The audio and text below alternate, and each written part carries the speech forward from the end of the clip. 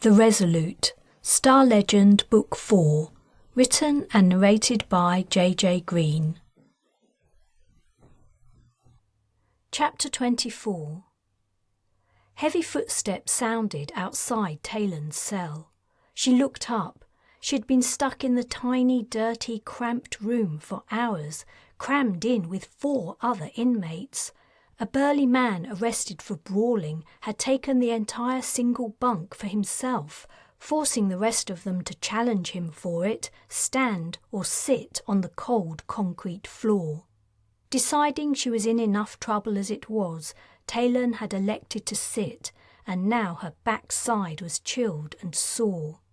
The cover over the barred window was slammed open, revealing the guard's unibrowed face.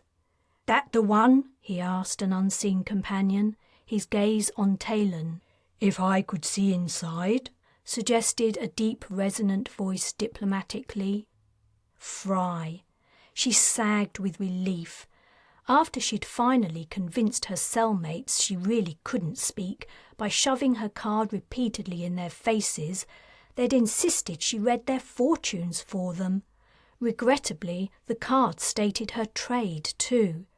Only she didn't have any paper or a pencil to write down the predictions, and the guard refused to supply any, so she'd had to resort to miming to get her meaning across. It had been a very entertaining experience for everyone but her. She had heard of captive audiences before, but never captive entertainers. After the first couple of hours, she'd wondered if it was some kind of karmic justice for all the time she'd taken advantage of the Crusaders' gullibility. "Yes, that's her," said the mayor. The guard unlocked the door. The cells were pre-invasion and could be secured electronically, but the jailers used the backup mechanical locks and keys instead. "Mayor Fry has backed up your claim," said the guard, "so you're free to go. But if you're found to be practicing your craft fraudulently, it'll be a custodial sentence for you." As Talon edged past him in the doorway, he added, "Remember that." She kept a straight face, though mentally rolled her eyes. Fortune-tellers preyed on the stupid and credulous who wanted to hear a happy tale of a brighter future. The entire profession was fraudulent. When she'd been taken to the city jail, it had been hard to defend herself while also pretending she couldn't speak. But she'd managed to convey that the men who had brought her in had been mistaken. She'd written on the guard's notepad that her friend had been speaking, but she hadn't said anything back. None of the officers had believed her. She didn't really blame them. Her excuse was pathetic, and if she'd been anywhere except in Crusader-controlled territory, she would have been screwed. But they had no database to check her name, fingerprints, retinal pattern, or any other identifying features. No way to establish she wasn't who she said she was. And to secure her release, she'd done what everyone in that society did if they could. She'd used a connection with someone powerful. He didn't speak to her until after they'd left the jail and climbed into his carriage. The driver started up the horses with slaps of the reins, and the carriage trundled into motion. The horses' hooves clattered on the road, adding to the general noise of the street. After closing the blinds, Fry said quietly, "That was probably more attention than we want." "I know. I'm sorry. The resistance suggested the place, but they don't know I'm not supposed to be able to speak. I'll be more careful next time." "You learned your lesson. Good. I had a few trainee agents who weren't so quick. They didn't last long." Talon wondered what he meant by not lasting long. "What did you find out from your contact?" he asked. "They had a message from the Alliance telling them to stockpile weapons and ammunition and cut down on their current operations. It sounds like the BA's planning an attack, right?" Fry's expression turned thoughtful. "Right?" Talon pressed. "Perhaps," he replied grudgingly. For some reason, he didn't seem happy about the prospect. "So, what have you found out about my kids?" she asked. She had fulfilled her part of the bargain. Now it was time to get paid. "Nothing." He frowned as if puzzled. "What?" Taylan had been facing forwards. As he spoke, she turned to stare at him. "What do you mean, nothing? Nothing at all?" "It takes time to build confidence and trust. If I ask sensitive questions right now, at the beginning of my term, people will become suspicious. I will find out the information you need, but you must be patient." "Patient? I've been searching for my kids for months. They're just little children. They can't. Her throat closed up and her eyes flooded with tears.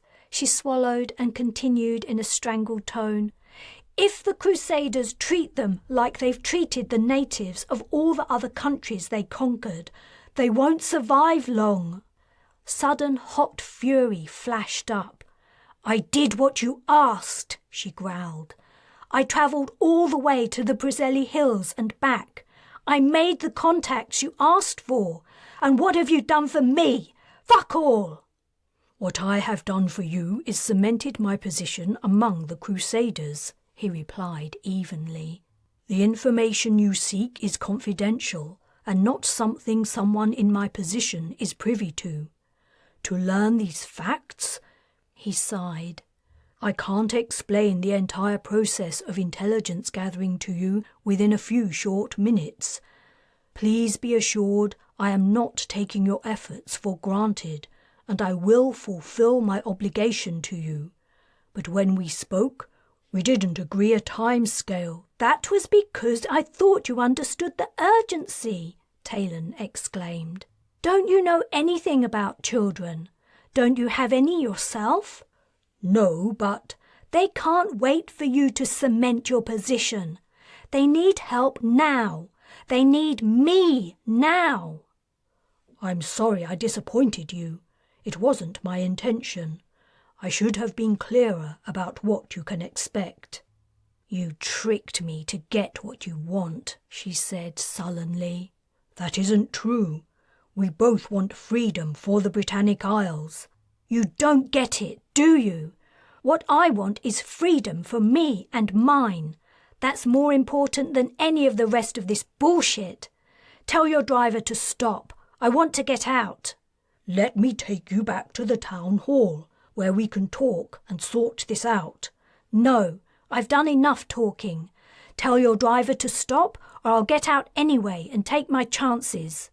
The carriage didn't seem to be going fast, maybe 15k an hour. She couldn't bear being in the same space as the two-faced bastard. He relented and picked up a brass-knobbed stick to rap on the back of the driver's seat. As the carriage slowed, Talon said, "I've lined up another meeting with the Abatawa resistance. I'll come to see you afterward, but I'm not going to give you any more information unless you have something helpful to tell me in return, and I'll be the judge of what's helpful." She swung open the carriage door and hopped out, though the vehicle hadn't quite stopped. After running a few steps to slow her momentum, she took stock of her surroundings. She was in a run-down area of Abatawa that looked as though it had run down a bit further since the last time she'd been here. She heard the carriage door slam shut, the gee-up of the driver, and the clopping of the horses speeding up as they carried the loathsome Fry away. What an arsehole! He'd used her and her love for her children to get what he wanted. It was like being in the Royal Marines again. No one gave a shit about her. She was just a soldier in a game of Shang-Chi to be sacrificed for someone else's benefit. Fuck them all. She wasn't going to let anyone use her again. She would find her kids no matter what obstacles others threw in her way. Chapter 25. By the time Wright had forced another path through the rainforest to reach the hidden CUV, dragged it out to sea, and piloted it back to the RESOLUTE, he was at the end of his strength. Knowing Abacha was probably in worse shape than he was making out, he'd insisted on going first through the undergrowth and bearing the brunt of the labour. As he waited for the pumps to empty the launch chamber, he slumped in his seat, wondering if he'd ever be able to move again. He was also dreadfully thirsty once more. He'd drunken his fill at the creek, but he'd soon sweated all the water out again in the extreme heat. The chamber was empty. The hatch opened and Lieutenant Ford appeared. His lips were moving, but the sound was muffled by the hull of the CUV. After he opened the vehicle from the outside, a torrent of cursing flooded in, abruptly ceasing when he realised Wright could hear him. "You both look like shit," he said. There was no doubt they did. As well as being dehydrated, they were sunburned and covered in wounds from their encounter with the Australian vegetation, most of which seemed either covered in thorns, barbs or stingers, or harboured insects to do its job for it. "I'll come, Kroll," Ford went on. "Might as well wait here." The boat had no sick bay, though it carried a limited amount of medical supplies. "Kroll?" Abacha asked hoarsely. "She's our de facto medic," Wright croaked back. "Used to be a nurse." The reduced number of personnel had meant the Resolute's crew had to double up on some roles. "So she does people as well as engines?" asked Abacha. Wright didn't have the energy to reply. The Dur engineer soon arrived bringing water with her. She pinched their skins and glared into their eyes. When Abacha took a gulp of water, she barked, "Sip it!" After prodding and poking them some more, she gave her diagnosis. "You're not going to die yet. Go to your quarters and I'll bring some medication for burns." Tutting and shaking her head, she left. Ford appeared to be equally annoyed with them. "If I'd known you planned on going on an expedition into the bush, sir," he said in a pained tone, "I would have warned you what to expect. Pardon my language, sir, but you can't fuck around out there." "Point taken," Wright replied. He was beginning to regret allowing respect for higher ranks to slip aboard his boat. While Ford helped Abacha walk to his bunk, Wright made his own way to his cabin. The first thing he looked for was Boots, but the cat wasn't there. The crew must have been taking care of him. Wright felt a twinge of jealousy and hoped the animal hadn't become attached to someone else. He collapsed on his bed, wincing as his burned skin made contact with the bedclothes. Kroll must have had as good an understanding of the human body as she did engines, because he didn't die. Pleased he wouldn't piss off Colonel Rioli, he returned to duty the following day. Abacha also showed up, but he sent him back to his bunk. He went to speak to Lieutenant Ford in the control room. "What happened with those Crusader vessels while I was gone?" he asked. "One of them left, but the other 3 are still there." The one that had departed must have been the one he'd attached a tracker to. He was surprised the others hadn't left too. There had been no sign of them from the beach. "I wonder why they're sticking around." "Maybe they're still taking on or offloading cargo," Ford suggested. "I thought they already did what they came here to do." "What was that?"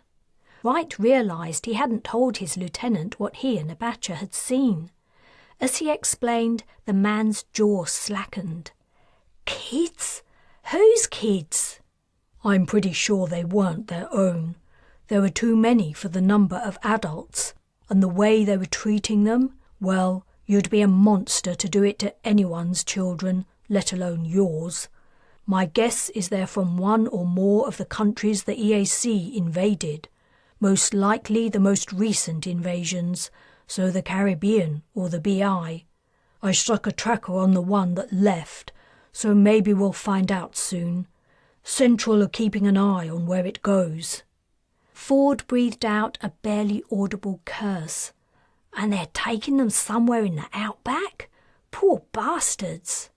Wright mentally agreed, but sympathy for the children wasn't going to help them. He itched to sink the Crusader ships. The Resolute wasn't heavily armed, but it wouldn't take much to put a hole in a wooden hull. Yet the same problem applied as before. He didn't want to alert the EAC that their operation had been discovered and trigger them into changing their route into the country. And there was a chance the ships were still carrying some trafficked kids. What else could he do? I want to launch 2 UUVs. Jong, manoeuvre them to, say, to about 300 metres from the Crusader vessels, one to the north and the other to the east. I want to get visuals on them. Aye, sir. If the Crusader ships hadn't changed position, he and Abacha should have been able to see them from the beach. Visibility had been good. He wanted to find out if they were similarly hard to see at a closer range. The UUVs were controlled via a direct mind-machine interface. It took Jong a minute to set up the system and integrate with it via his implant. Then 2 screens lit up on the control panel, displaying the visual feeds from the underwater vehicles. The interior of the launch chamber appeared, filled with quickly rising water. Then the pictures wobbled as the UUVs detached and moved out into the ocean. For a while, all that could be seen was slightly murky water, lit by beams from above.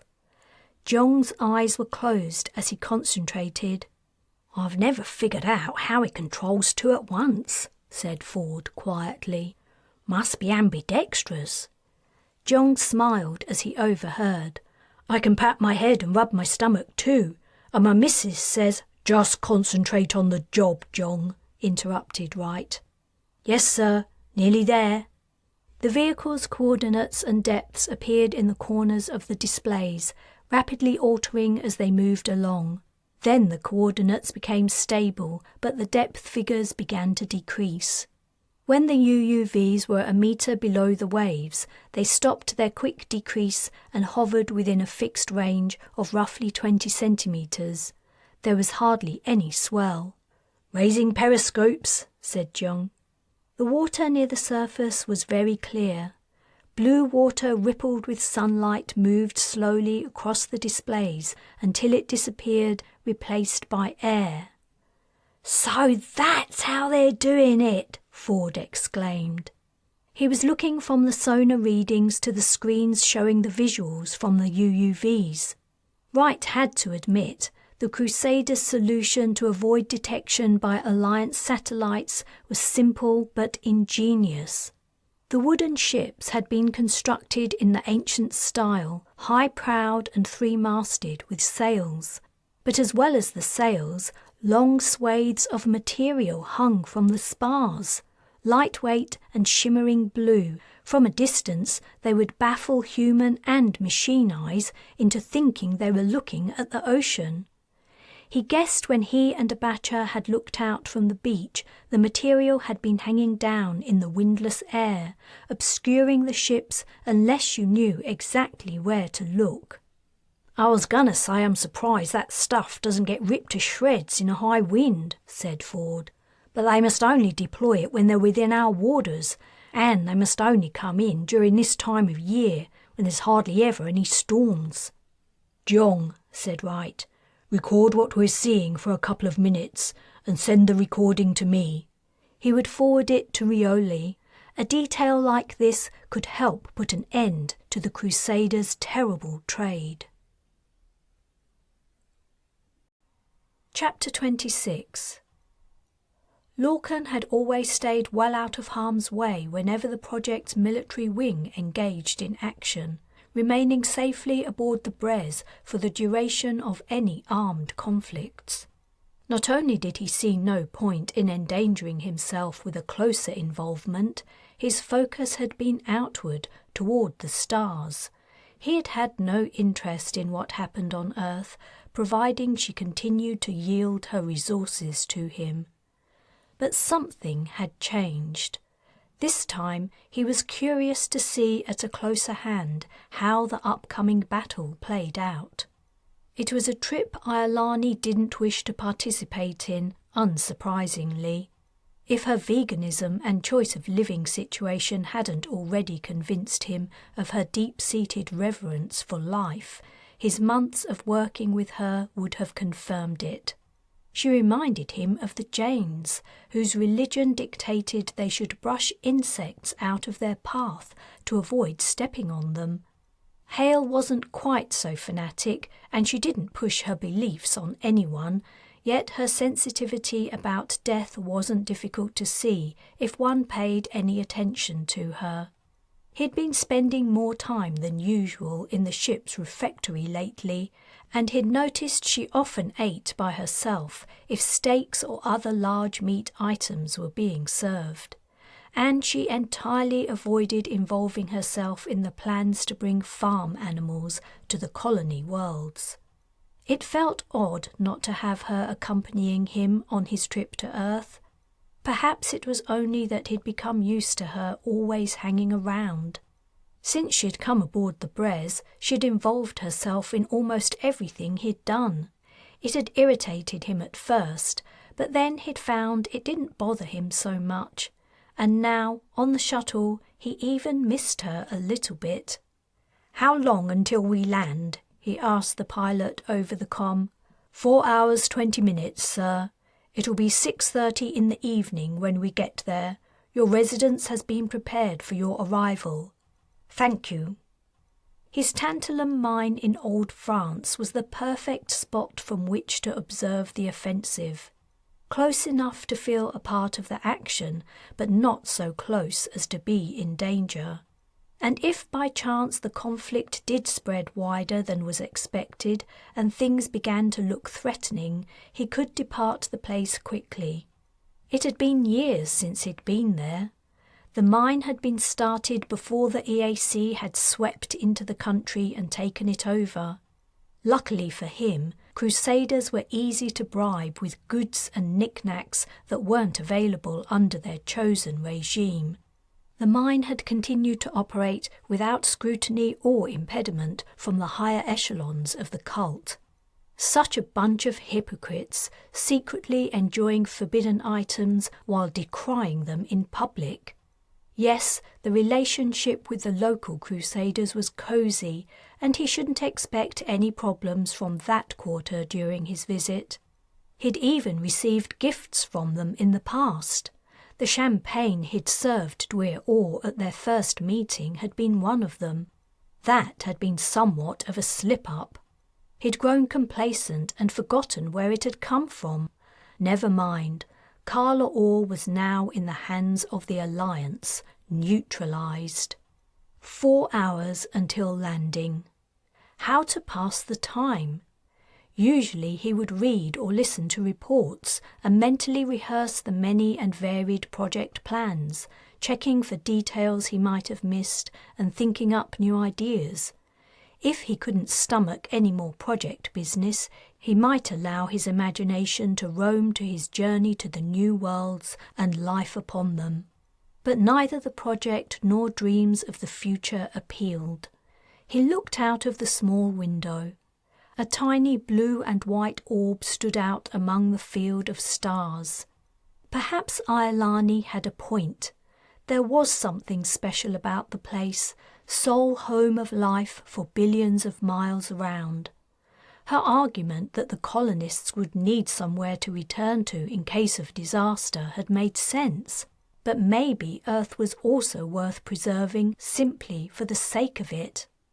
A leaden hand seemed to close around his heart, and not understanding why, he was suddenly thrown back to one terrible day more than 2 decades ago. He inhaled a great breath and exhaled heavily. Prickles were running across his skin and behind his eyes, and sweat wet him. What was wrong with him? He was grateful for the empty passenger cabin, relieved Hale hadn't wanted to join him for this journey. He would have hated anyone to see him like this. Compelled by an unknown force, his hand moved to the interface on the bulkhead in front of him. With trembling fingers, he opened it. He could link to any database on the Brez from here, including his personal files.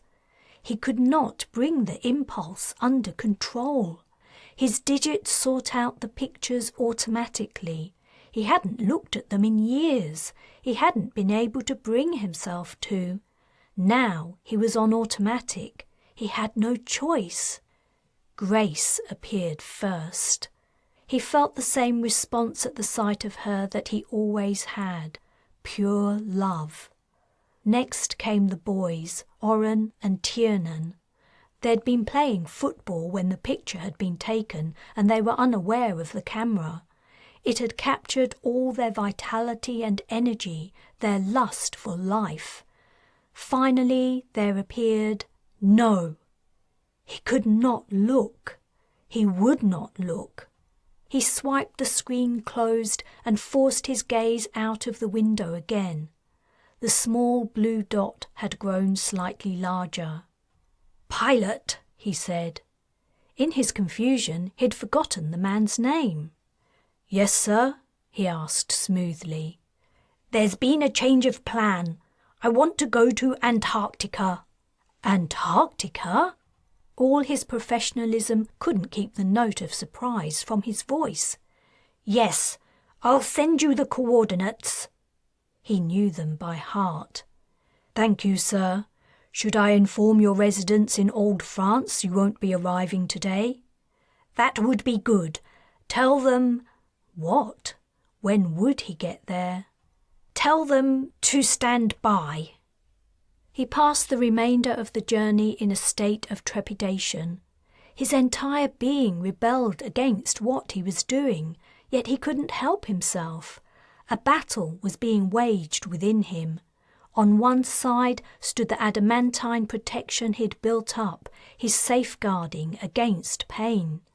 On the other side was a burgeoning force, a pressure welling up to face the reality of what had happened.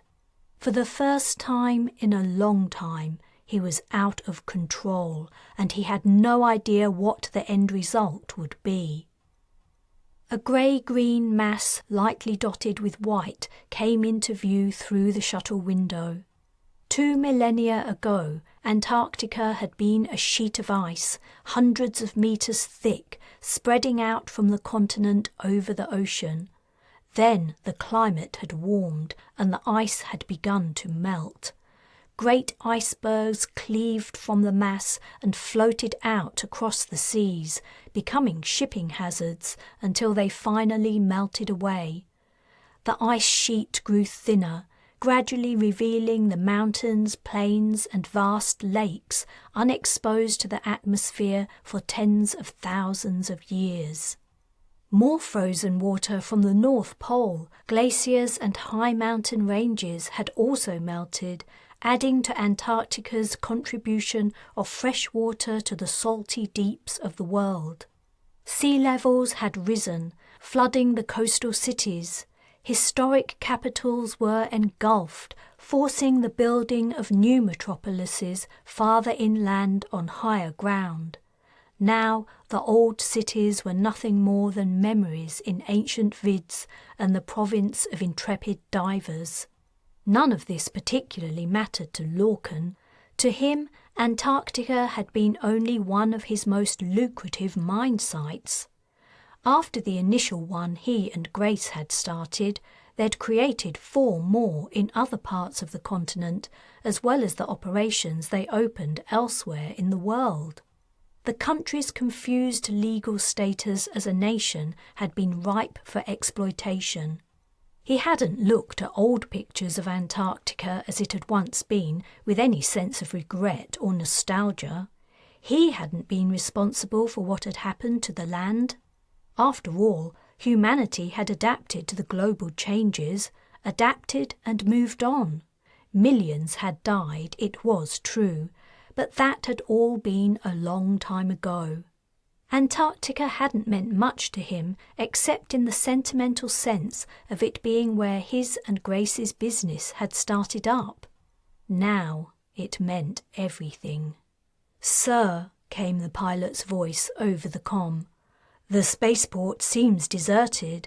The location identifier is no longer recognized, and there's no air traffic control to contact." "Is that a problem?" asked Larkin tensely. "I believe I still own the land." "I guess not," the pilot replied uncertainly.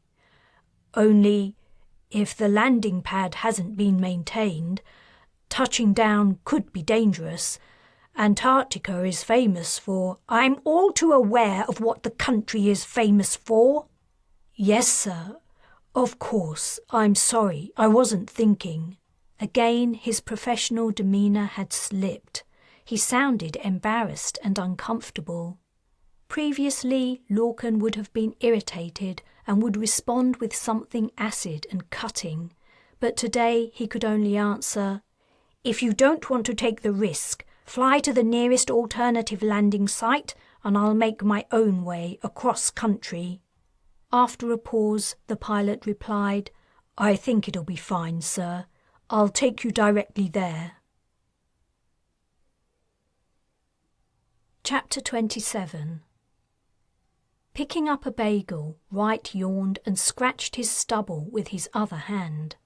Ever since getting back from the Australian desert, he'd let his beard grow, but he guessed he would probably have to shave it soon. Something big was coming up, and he might have a face-to-face briefing with a senior officer. The Resolute was gliding over the Indian Ocean at maximum knots on her hydrofoils, smoother than a baby's bottom. They were leaving Oceania. He'd been given the coordinates of their new destination, but no one had told him anything else. Not that he really cared right now. He'd just woken up. Morning was not his favourite time of day. He chewed morosely on his bagel, wondering why he couldn't see very well and why his eyes hurt. A batcher sat across from him in the mess. The Resolute was too small for a separate wardroom for officers. Everyone ate in the same place. Wright preferred it this way. The crew felt like more of a team, though at the moment he kind of wished everyone would eat a bit more quietly. A batcher was watching him. Noticing Wright meet his gaze, he asked, "Everything okay, sir?" He grunted something approximating an affirmative. Then he realized it was the sun. The sun was shining through a porthole and hitting him square in the eyes. So that was why he couldn't see properly. He chewed and thought some more. He combed the bridge. "Jong?" "Yes, Major." "Could you shift our heading?" He squinted at the sun. 2 degrees south. Thanks." He closed the comm. Slowly the bright circle of light slid off his face. He blinked. He could see again. Across the table a batcher was grinning at him. He gave a half-smile back and took another bite of his bagel. Half an hour later, when he'd properly woken up and told Jong to return the Resolute to her original course, he went to the port gunwale to look out across the cobalt ocean. There wasn't a lot else to do, except to wonder what lay in store at their destination, and hope the Australian authorities would find the location of the trafficked children. When he'd received the new orders, he'd taken the opportunity to ask Colonel Rioli for an update. The colonel reported that a thorough search had been made of the area where Wright and Abacha had been forced to turn back, but nothing had been found. There was nothing but desert for hundreds of kilometres. The only lead was the highway that passed through it, running north and south. The traffickers had most likely been walking the children to the road, where they had been picked up and taken somewhere else. The good news had been that, now the authorities were aware of what was happening, a permanent watch would be kept on the trafficking route. As soon as another party of traffickers and children arrived, they would be followed. But the wet, stormy season was on its way, and, considering the Crusaders' method of camouflaging their ships, no more might arrive for months.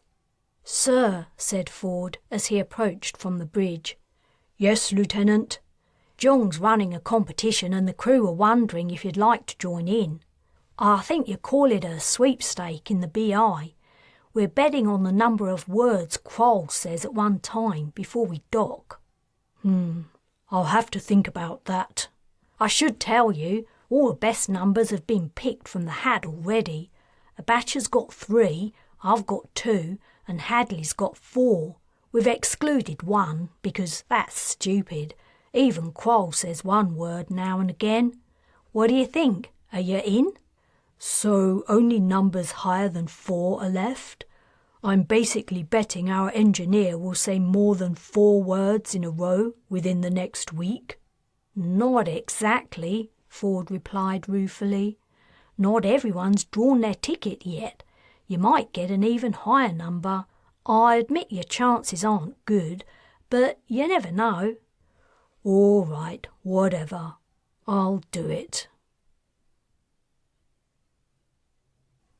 Chapter 28. The memorial site was magnificent. 4 crystal monoliths stood 50 metres apart in a square and rose to slender points at a great height. 1 for each of them. Between the monoliths sat a tall, wide, elegant glass house. Even at a distance, the verdant vegetation and large colourful flowers were plain to see. A moat surrounded the site, crossed by one narrow, arching bridge. The small town was deserted. The factories still and derelict. Slow-growing grey-green native mosses and plants had begun to reclaim the area. In the bleak Antarctic landscape, the memorial was a precious jewel among dull stones. Behind Larkin, the shuttle engines quietened to silence. The wind was the only sound. The endless wind. He'd grown so used to it in his years in Antarctica, he'd ceased to hear it. Grace had. His heart convulsed. He gasped. Could he do this? He'd never been here. He'd planned the structure, paid for it all, overseen the building of it virtually, but he'd never been able to bring himself to visit. The architect had done a marvellous job. He'd taken shock, despair and grief and transformed it into something beautiful, an homage and tribute to the lives lost. He had realised Larkin's dream, yet it was not enough. Or perhaps it was too much. He took a step forward, and then another. Automatically his footsteps continued, one following the other, though he didn't consciously will it. Did anyone still come here any more? The memorial wasn't strictly only for his family, but also for everyone who had died. How many? At least 100. He hadn't read the reports at the time or since. He actually couldn't remember the period directly after the disaster very well. He could recall receiving the news and then nothing. Not for days, perhaps weeks. He hadn't seen any pictures of it, but the sinkhole had swallowed about half the little mining town as he understood. Swallowed his family. Swallowed a part of him, irretrievably. By then, he was already fabulously wealthy and living a luxurious and powerful life. Yet the insignificance of all of it had been demonstrated to him in one devastating second, when everything that really mattered had been ripped away. Like an automaton, he tottered closer to the memorial. In all the desolate ruins that remained, it was the sole place that continued to be looked after. The crystal and glass shone in the wan sunlight, and the water moving lazily in the moat was clean and clear. The glasshouse plants were growing strongly. Some person or team of people was still faithfully performing the work. He stepped onto the bridge.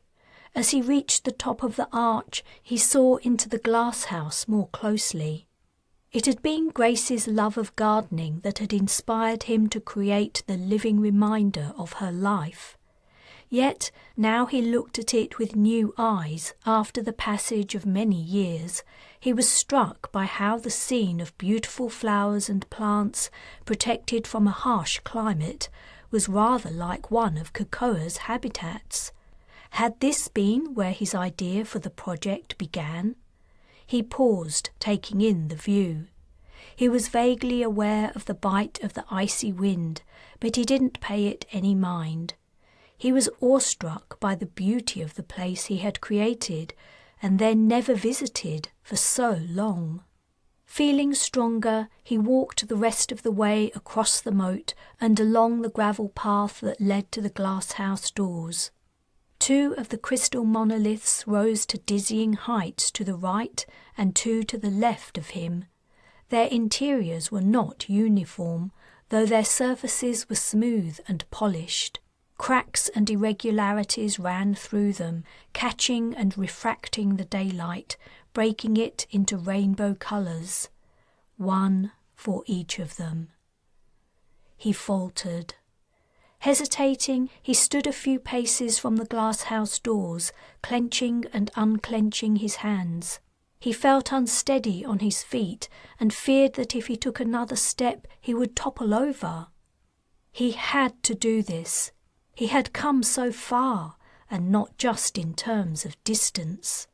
As if weighed down by a ball and chain, he dragged himself forward. The glasshouse doors slid smoothly open, and warm, humid air billowed out, enveloping him in rich scents of aromatic flowers and foliage underlit by the subtle scent of vegetative decay. He stepped forward. Sitting at a desk to the left of the entrance was a middle-aged woman. She'd looked up from her interface as he'd entered. Her expression had been of mild surprise, as though she hadn't expected anyone to come in. But then her mouth dropped open. She'd recognized him. She hastily got to her feet and brushed crumbs from her skirt. A half-eaten piece of cake on a plate sat on the desk. "Ua Talman!" She grabbed the plate and tried to find somewhere to put it, but the only available alternative was the floor. She held on to it, awkward and flustered. "I wasn't expecting you, sir. Did I miss a message? I'm very sorry." "I didn't send any advanced warning. Please sit down and finish your cake." "Oh no, let me take you on a tour of the site. We also have an interactive guide, or you can listen to a commentary." "I won't need any of that, but I would prefer to be alone. Do you have any other visitors?" "No, not today. Not usually, in fact. Not for a long time. She put the cake down. "I'll leave and lock the doors. When you're ready to go, you can unlock them from the inside by pressing the release." "Thank you. I appreciate it." "No problem, sir." She moved around the desk. I just wanted to say, I'm so glad to see you here. It's a beautiful place. It's a shame hardly anyone comes to see it anymore. I suppose it's only to be expected, considering it's so far off the beaten track. But the people deserve to be remembered, right?" "They do indeed," he replied tightly. His capacity for small talk, never large at the best of times, was being stretched to its limit in his current state. The woman seemed to sense this as she said, "I'll go. Please take as long as you like. I'll know when you've left because I'll get a notification about the release being activated." She stepped past him. The door swished open and closed, and then, finally, he was alone. Steel grid paths led through the planted areas. As he walked along, his footsteps quietly echoed. Somewhere, water was playing from a fountain or trickling along a stream. Above, an orchid sprouted from a branch curved over the walkway. Orchids had been Grace's favourite flowers. He found a bench and sat down. Chapter 29. Putting a hand in his pocket, Hans was surprised to feel a piece of paper in it. He pulled it out. It was a note folded in half. "Dear Joseph, please forgive my forwardness. I have asked your laundress to put this among your best clothes, the ones you will wear for the High Council meeting. We, your Abertawe friends, wish you luck and success in your endeavours. We know you'll do your best to represent our interests, and you'll be an invaluable support for the new Dwyer. Warm regards, Esme." He read the note through twice and then threw it in the fire. Politely deflecting Esme's heavy-handed hints that she wanted to accompany him to the Dwyer's castle had tested his powers of diplomacy to the utmost. He had sensed she put her husband, Sebastian, through the same trial whenever he visited his mother, not because she ached to see her mother-in-law. Esme was of a type Hans had met many times during his career in intelligence. She was a hanger-on, a groupie, fascinated by and in awe of people who wielded power. She longed to be part of the scene, but she lacked brain power, perception, discernment and charisma, so she scrabbled for crumbs. Simply being present among the ones she idolized fed her spirit. She was a fool. She saw glamour and mystique where in truth there was only deception and danger. He'd managed to deny her wish without offending her and severing their connection. He might need her in the future. He took a final look in the mirror. If he'd been in his former role with the BA, anyone would have thought he was about to attend a costume party. Fashionable clothing for men among the Crusaders currently consisted of corduroy breeches, stockings, a long jacket, and a high-collared linen shirt. His suit was a deep green and his shirt pale yellow. Though he looked ridiculous, his attire was, he had to admit, extremely well made, especially considering the textiles were hand-woven and the clothes hand-sewn. The heavy wooden door to his chamber resounded with a knock. "Come in." It was a female servant, dressed in the plain grey dress and white hat and apron that signified her low rank. Living among Crusaders was like returning to feudal times. "I beg your pardon, sir. I was asked to inform you the meeting will begin in 5 minutes and to guide you to the room." "Thank you, I am ready, as I'll ever be." He'd attended countless meetings in his life. He'd met with royalty, prime ministers, presidents, CEOs of multinational corporations, tyrants, and genocidal murderers, but he'd never met the Dwyer of the EAC. Also, he hadn't been informed about who else would be in attendance. He had no idea who occupied the highest positions in the cult. Neither did anyone else outside the close-knit circles of influential Crusaders, as far as he was aware. It had been one of the mysteries Sis had failed to crack. As he followed the woman through the castle corridors, a sense of unease crept over him. He hadn't questioned the fact that Sebastian's mother had managed to secure him a place at this high-level meeting, but maybe he should have. On the face of it, he was only a mayor of a large town, one of many in the BI. Why should he be invited to attend the High Council? Had his cover been blown? His footsteps slowed and the servant began to draw ahead. Had Taylan Ellis informed on him? She had been angry he hadn't been able to give her the information she wanted. Had she found a way to take her revenge? No, that didn't work. He'd received his invitation to the meeting before he'd told her he hadn't been able to discover anything about the whereabouts of her children. Still, she might have informed on him since then. The servant had noticed he'd fallen behind and halted to allow him to catch up. He was deep within the Dwyer's castle with no idea how to get out and entirely surrounded by Crusaders for hundreds of kilometres. If the Dwyer did know who he he wouldn't stand a chance. He'd heard the cultists did terrible things to their prisoners. He increased his pace. He was being ridiculous, losing his cool. He couldn't allow his nerves to get to him. He'd been in worse situations. Trapped inside a cage and close to death, for instance. He'd been given a second chance, and he was going to take it. And he had to move fast. From what Ellis had told him, it sounded as though the Alliance was about to launch an attack. That was all well and good, but if the BI was to be reclaimed, he wanted a role in the process.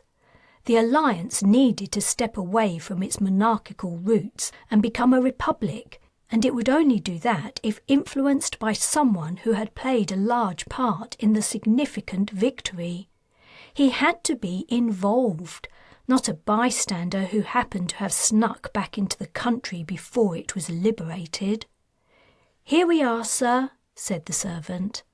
She twisted the iron latch on a set of double doors and pushed one of them open. As he walked past her, she inclined her head. He almost shivered in revulsion. Crusader ways disgusted him to his core. People should be equal. Why should this woman live out her days in drudgery while others basked in luxury? He carefully set his features to a neutral expression in his lifelong practice of never giving anything away. He was not the last to arrive. 3 chairs were empty around the long polished table. A slim, dark-haired boy dressed in a deep blue suit, Hans judged him to be 13 or 14, sat at the farthest narrow end. Wooden panels covered the stone walls, and a mullioned window looked out over the central courtyard. "Mayor Fry, welcome to the High Council. Please take a seat." A woman he guessed was Morgan sat on the boy's right. She was dark-haired too, pale and small. She didn't look at him. A bony, ruddy-faced man was at the boy's left. More officials ranged down each side of the table. Including the Dwyer and himself, there were 9 in total. When the 2 remaining attendees arrived, the number would be brought up to 11. An odd number prevented a hung vote. Perhaps that was one reason he was here. He sat between a heavy-jowled man in early old age and a nervous-looking woman who was picking at a hangnail. The man nodded graciously while the woman offered a quick smile.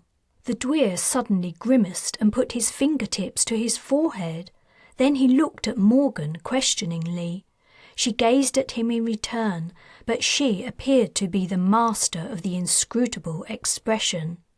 Hans prided himself on his ability to read faces, but in hers he read nothing. Why had the boy grimaced? "Master Hierophant," he said to the man on his left, "please introduce the council to the mayor." "Yes, Dwyer." He cleared his throat. "Mayor, if I may introduce—" The sharp sound of metal clanging against metal made Hans jump.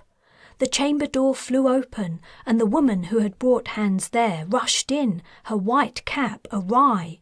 "Forgive me, Dwyer," she blurted, "but the seneschal has received a message that planes have broken through our defences." "Planes?" The boy's large, dark eyes grew round. "What sort of planes?" "It's thought they're Alliance planes, sir. I don't know what type." Morgan stood. "You should all go down to the cellars. Dwyer, come with me." With that, she swept from the room, the boy following in her wake. The remaining attendees appeared frozen in shock. "If you would like to walk this way," said the servant, "I can show you to the cellars." Inside, Hans was cursing. The Alliance had begun their attack, and he wasn't ready. He could have done so much to smooth the path of the assault. He could have helped to coordinate the resistance, persuaded key people, like the ones at the meeting, to rethink their allegiances, relayed vital intelligence, and now the opportunity was to be snatched from him. The officials were quickly filing out of the room. Hans mentally dragged himself back to the crisis. The castle might be bombed. Fear seized him. Memories of the bombing of the General Council in the Caribbean were flooding back. The dreadful explosions, fire raining down, the conflagration he had only escaped with Josephine's help. The last person had left the room. If he wanted to shelter in the cellars, he had to hurry. But did he want to do that? If the castle were bombed, he could be trapped under a mountain of rubble. Would anyone bother to dig the officials out? Did the Crusaders even have the equipment to do it? Morgan and the Dwyer weren't going to the cellars. They were going someplace else, somewhere better and safer. He couldn't face the possibility of being entombed and slowly dying of thirst or hunger. If the Alliance was going to strafe the place, he would take his chances outside, in the open. He ran from the chamber. The others had already disappeared. How to get out? The sound of footsteps was coming from one end of the corridor. That way lay the stairwell he'd come up. He needed to go another way to find the front entrance. These old places usually had 2 or 3 sets of stairs. As he raced to the other end of the corridor, he heard a droning noise. The air seemed to vibrate. The planes were already drawing near. An arched opening and narrow stone steps descending in a spiral appeared. He bounded down them, 2 or 3 at a time, pressing his hand against the outer wall for balance as he careened around the curves. When he reached the bottom, he was in an open, airy space. It took him a moment to recognize it. He'd come directly to the entrance. The formal wooden staircase he'd ascended when he had arrived stood in the centre. He must have come down the secondary servants' stairs. The double doors stood open, but 2 men were in the process of closing them. "No!" Hans yelled, running toward them. "Wait, I'm leaving." "It isn't safe, sir," replied one of the men, raising his voice over the noise of the approaching aircraft. The planes did seem to be preparing to bomb the castle. They were flying too slowly for anything else. Not bothering to answer, Hans forced himself through the closing gap and out onto the lawn. There they were. Flying in a wide V below the clouds were 3 airplanes. Snub-nosed and wide-winged, they had not been built for speed. Hans guessed the planes that had done the fighting to allow these 3 into EAC airspace were far away, somewhere out to sea. The castle doors thudded as they closed, and the bolts slid into place. As he watched, transfixed, the 2 outer planes peeled away, off to drop their terrible cargo on other targets. The point of the V flew on. From its trajectory, it would fly directly overhead. He tore his gaze from it to glance at his surroundings. A driveway cut through the lawn, but aside from that, the nearest 100 metres were flat and featureless. He could go nowhere, do nothing, except... The belly of the craft was passing over him. It was so close, he saw a hatch open in it. He was about to be blown apart. But what came out was... confetti? Open-mouthed, he watched thousands of pieces of paper flutter out, billowing and scattering in the turbulent air. The paper fell like snow, obscuring the departing plane. The noise of its passage softened. He was shaking. He'd gone from staring death in the face to... what? What the hell was the Alliance doing? Some slips of paper were drifting to the ground. He glimpsed writing on them, and it was then he understood. Someone in the BA was very smart. He strode to the nearest sheet and picked it up. Chapter 30. Crusaders, you have been lied to. Dear Carla lives. She has a new consort, the ancient king and rightful ruler of the Britannic Isles. She will return soon. Prepare for her arrival.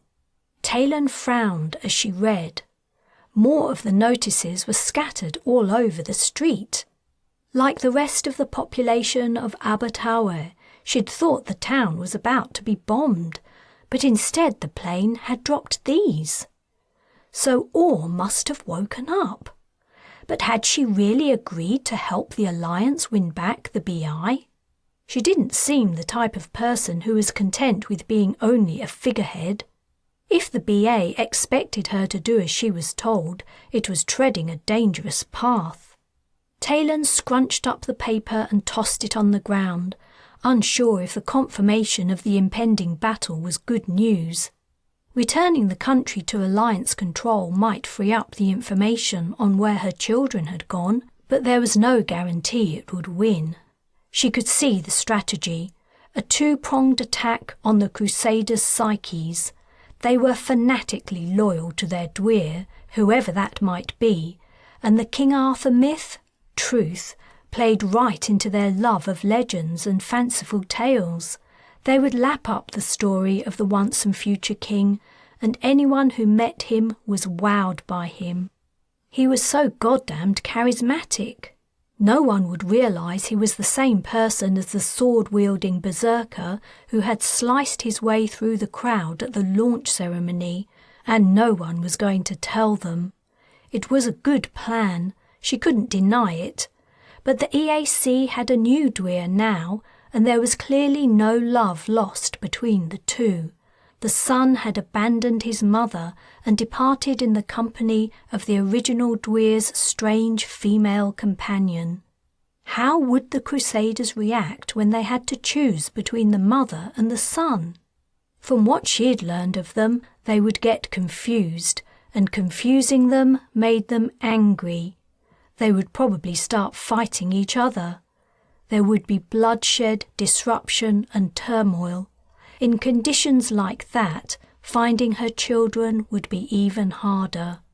People were coming out of their houses along the little street and picking up and reading the propaganda.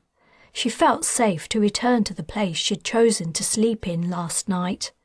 Everyone was too distracted to notice her. She walked down the path that led to the back door and went inside. After passing through the dusty kitchen, she stepped into the tiny square living room with its worn sofa and silent, dark, defunct wall interface. Thank God Crusaders still believed in indoor plumbing.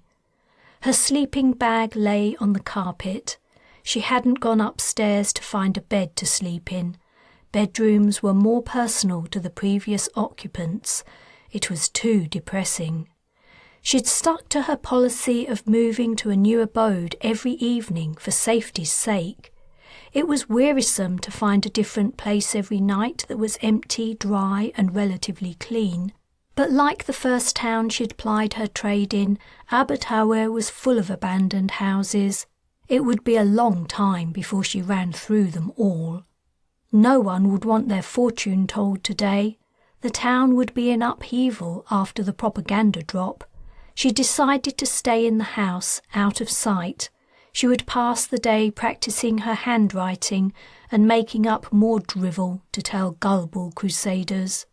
Sitting on the sofa, she took a half-eaten pastry from a paper bag, the remains of last night's dinner, and munched on it. As she chewed, she thought of Mayor Joseph Fry. What did he make of the Alliance's leaflet drop? He had to be at the New Dwyer's castle by now for the High Council meeting. She'd passed on the Resistance's message about the direction he should push the Dwyer in, but she guessed it was all moot now. He wouldn't have time to do much before the Alliance attacked. With a twinge of guilt and fear, she realised she was already regretting her decision to cut ties with him. Even at their second meeting, he hadn't been able to tell her a thing about what might have happened to her kids. Not a thing. She had told him that was the last time he would see her, that he could figure out his own way to contact the Resistance from now on, and she had been true to her word. She had been so angry. She'd given him plenty of warning and he'd still come up with nothing. He'd tried to spout his spiel about how these things took time, but she'd cut him off, swore at him, and left. Had she been right? Now, with the benefit of hindsight, she had to admit she hadn't. Maelir's words about how people would have to work together if they were to defeat the EAC continued to play on her mind. Despite telling Fry she only cared about reuniting her family, it wasn't true. She desperately wanted her homeland to be free again. More than that, though, she'd been stupid. Fry might not be fast at getting her the information she needed, but he was her best source, had been her best source, and she'd told him to take a walk. She put down the remains of her pastry. Damn it! She'd lost her temper, lost control of herself, and cut off her nose to spite her face. Fry had all the power and she had none. She would have to go to him when he got back from the High Council meeting and eat humble pie. A rustling came from outside. It sounded like someone trying to force their way through the overgrown front garden to reach the front door. She waited, not moving. When she'd first entered the house, she'd closed the living room curtains so no one would be able to look in and see her, but that meant she couldn't look out.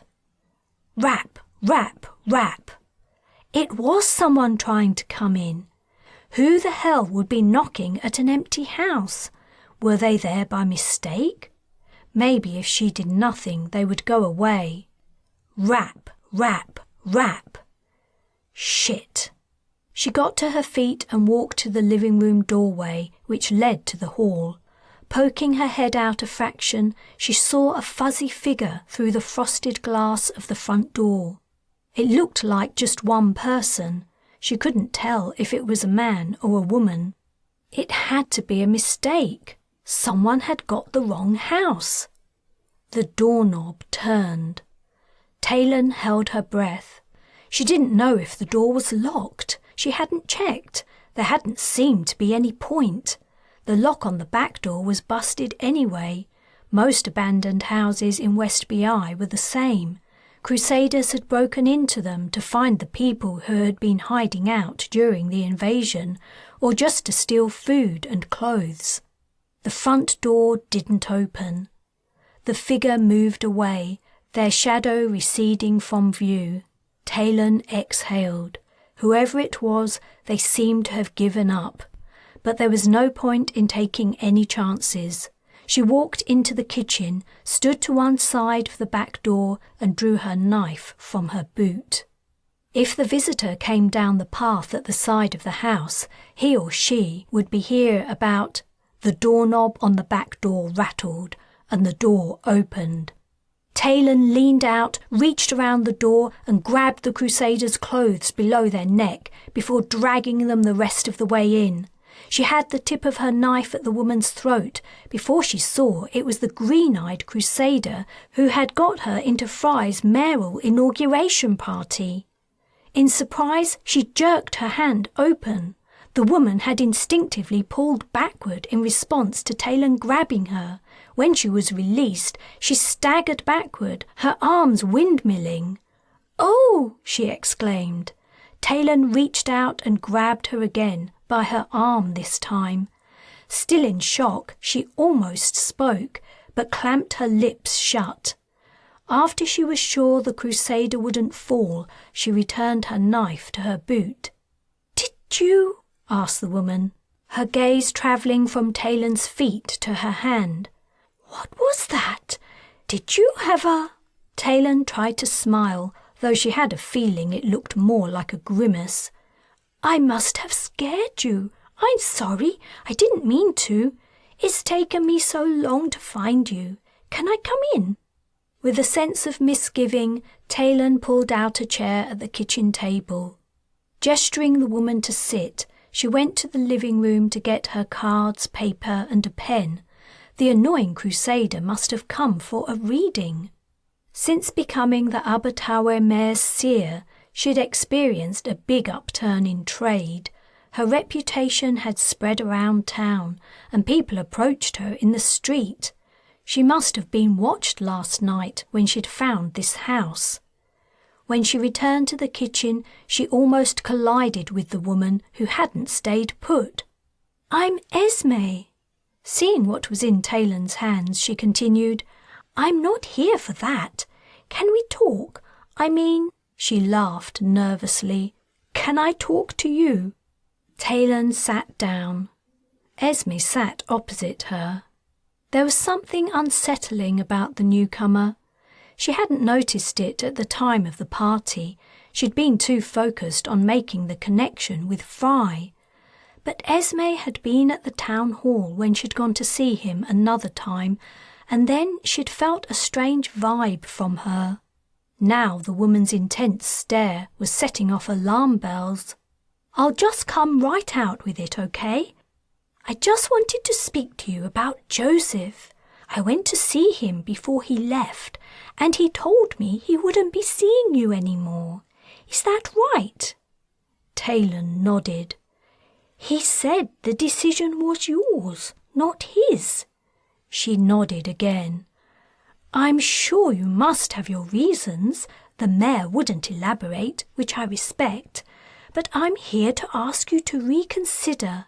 You have a very special gift. Joseph needs you. The town needs you, especially in light of this." She searched among the folds of her skirt and pulled out a crumpled propaganda leaflet. Spreading the paper out on the table, she continued, "Momentous events are underway. The future of the EAC is uncertain. The guidance you provide will be invaluable." Taylan nearly laughed. Why waste your time with soldiers, guns and bombs when you have people who can read the future? She managed to keep a straight face. "Will you think again about being the mayor's advisor? It would mean so much." She shrugged and nodded for a third time. Chapter 31. Carla picked up the dress the Alliance had provided her between the tips of a finger and thumb, wrinkled her nose and dropped it on the bed. Whoever had chosen it didn't have the first idea of how a douar should look. For one thing, the dress appeared to be printed, made by a machine. Where was the dedication, the work, the artistry? Anyone could use the same program to create a garment that was identical in every way. When a seamstress used the same pattern and cloth, the results were only ostensibly alike. There would be differences in the fine detail. Everything made by hand was unique in some way. She wasn't sure she held the same belief as many Crusaders, that the Maker imbued his or her creation with a part of themselves, their soul or spirit, but there was something undeniably personal about handmade products. How come no one outside the EAC could understand that? Ugh! She sat on the edge of the bed. Her legs remained weak, though each day she was growing stronger. The medics who helped her with her physiotherapy told her so. She curled her lip at the memory of their patronizing words of support and praise. They spoke to her like she was a child or a feeble old person. Mirror! The wall opposite the bed transformed into a reflective surface. Dolefully, she turned her head and ran her fingers through her hair. She had had it cut short. The thin patches were growing back, and her face had fleshed out somewhat. Mirror, close. The surface reverted to a plain wall. It was only recently she had been able to look at herself. Her image filled her with anguish and gloom. She had sunk lower than she had ever imagined possible. If she had known she would one day be a puppet of the Alliance, she might have joined John, swinging from his castle window in the breeze. Closing her eyes, she concentrated. Perrin? Perrin, can you hear me?" She winced as pain lanced through her head. She'd tried to contact him telepathically so many times, even when she'd been locked within her mind, but he'd never answered. Before, when she'd been aboard the Gallant, she hadn't known if it was because the distance was too great. Here in Ireland, she was so much nearer to him. She hadn't discussed with Morgan how close people had to be to speak mind to mind. The subject hadn't come up. Did distance even make a difference?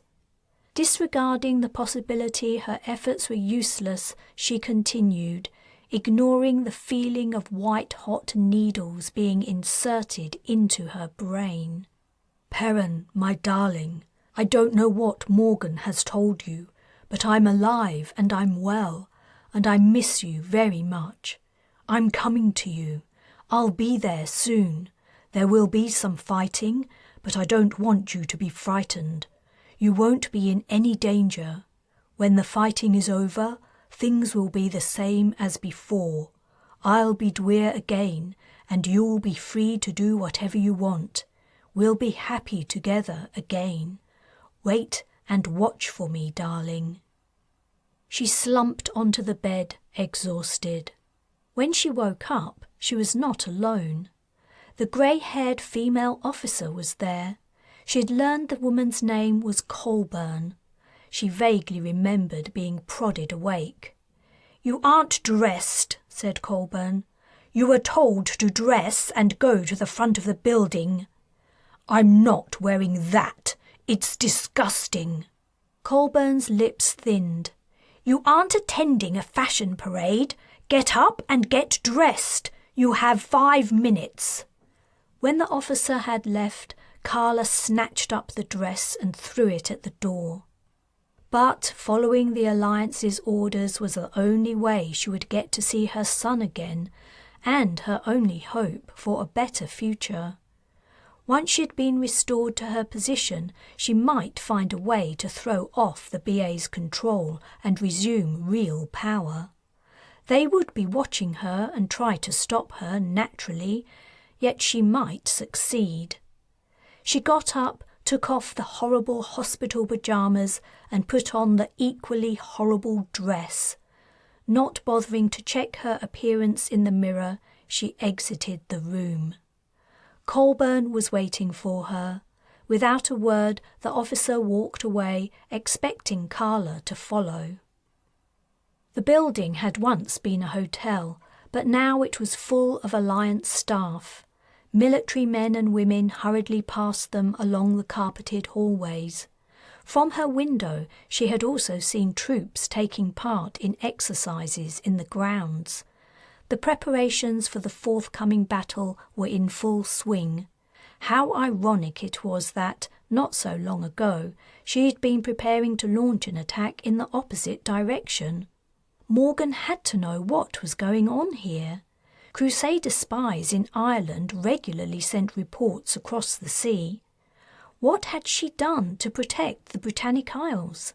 Did she even know what to do? The EAC's military heads would help her, but leadership had to come from the top. Carla had learned that lesson well previously. When she'd lost focus on military control, things had started to slip. More importantly, since the propaganda campaign, Morgan had to know she'd told the Alliance everything she could about the Britannic Isles' defences. That was the reason its planes had broken through so easily. The message on the leaflets would have explained it. All the infrastructure and strategies the EAC had in place to defend the island would have to be rethought and altered. Would she manage it in time? "Today you will rehearse your victory parades and speech," said Colburn. "I assume you've memorised it as you were asked?" Carla didn't answer. They'd reached the terrace beyond the entrance to the hotel. Stone steps flanked it.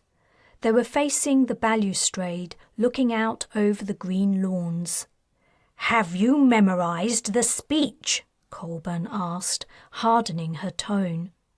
When Carla still didn't answer, she said, "Everything has to go according to the plan you've agreed to. If you deviate from it, you know the consequences." Yes, she knew. The discovery of atrocities committed in her name, imprisonment, prosecution for war crimes, and execution. Her people would rise up in protest, but by then the BI and the rest of her empire would be filled with alliance military, ready to quell dissent. "I understand," she replied sullenly. Two figures were approaching across the grass. Arthur and Merlin climbed the steps to the left. She hadn't seen Arthur since his visit to her on the Gallant. She wondered if he continued to harbour reservations about his companion. He'd seemed to be having some kind of crisis of confidence too. As he reached the top of the steps, his expression was glum. It appeared she wasn't the only one who was unhappy with what they were being told to do. A flatbed truck trundled toward them. "This will serve to represent the vehicle that will carry you through the streets," said Colburn. "You will give your speech from it before moving on to the next city. We've chosen the 15 largest metropolitan areas to hold the parades." In response to Carla's sneer, she went on, "Of course, if the EAC hadn't systematically destroyed the broadcast media networks, none of this would be necessary. You would only have to do it once." "I would rather not have to do it at all." "Unfortunately, that isn't an option. Climb up onto the truck." The driver had reversed the vehicle up to the right-hand steps. No railings ran down either sets of stairs, so it was easy to step directly onto the back. A small podium had been set up on it behind a safety barrier. "Is that really necessary?" Carla asked. "Can't we do it here? We aren't children." "It's completely necessary. We need to see how you will appear and sound. It's important you create the right impression. And you must be able to stand for long periods of time. Can you do that yet?" "I believe so. What's more, though this may come as a surprise to you, I've given speeches before." "We should do as they say, Dwyer," said Arthur. "It will be simpler in the end." "I don't recall asking for your opinion, King." "You should address him as my lord," said Merlin. "In public, at least." "I'll address him however I like," Carla spat. "On to the truck," commanded Colburn. "Let's get this over with. I think it's safe to say that's what everyone wants." Stiff with anger, Carla marched down the steps and onto the truck. As Arthur joined her, she edged as far away from him as the space allowed. Whether she wanted to participate in the subterfuge or not, her Crusaders would see there was no connection between them, emotional or otherwise. It wasn't something she would fake, no matter what the Alliance forced her to say. At further prompting from Colburn, she woodenly recited the mandated speech. Whether she would do the same on the day, she hadn't decided. Chapter 32. At Dwyer Perrin Orr's castle, all was confusion and disarray.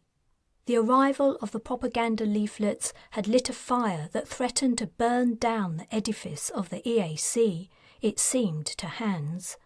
In the days following the airdrop, several of the High Council officials had left without a word to anyone, slipping away late in the evening when no one was around to challenge them. Most of the ones who'd stayed were tongue-tied at meetings the Dwyer had held, as if in fear of saying or doing something that might impact them later. Hans didn't envy their positions. If the EAC managed to repel the Alliance, those who had expressed loyalty to the boy Dwyer would be rewarded. But if the Alliance won through, their words would be remembered and would come back to bite them. Carla Orr might forgive her son his transgressions, but she would not forgive the people who continued to support him knowing she was still alive. Everything hung on the outcome of the impending attack. "We will break for refreshments," Morgan announced. It was a good decision. The meeting was going nowhere.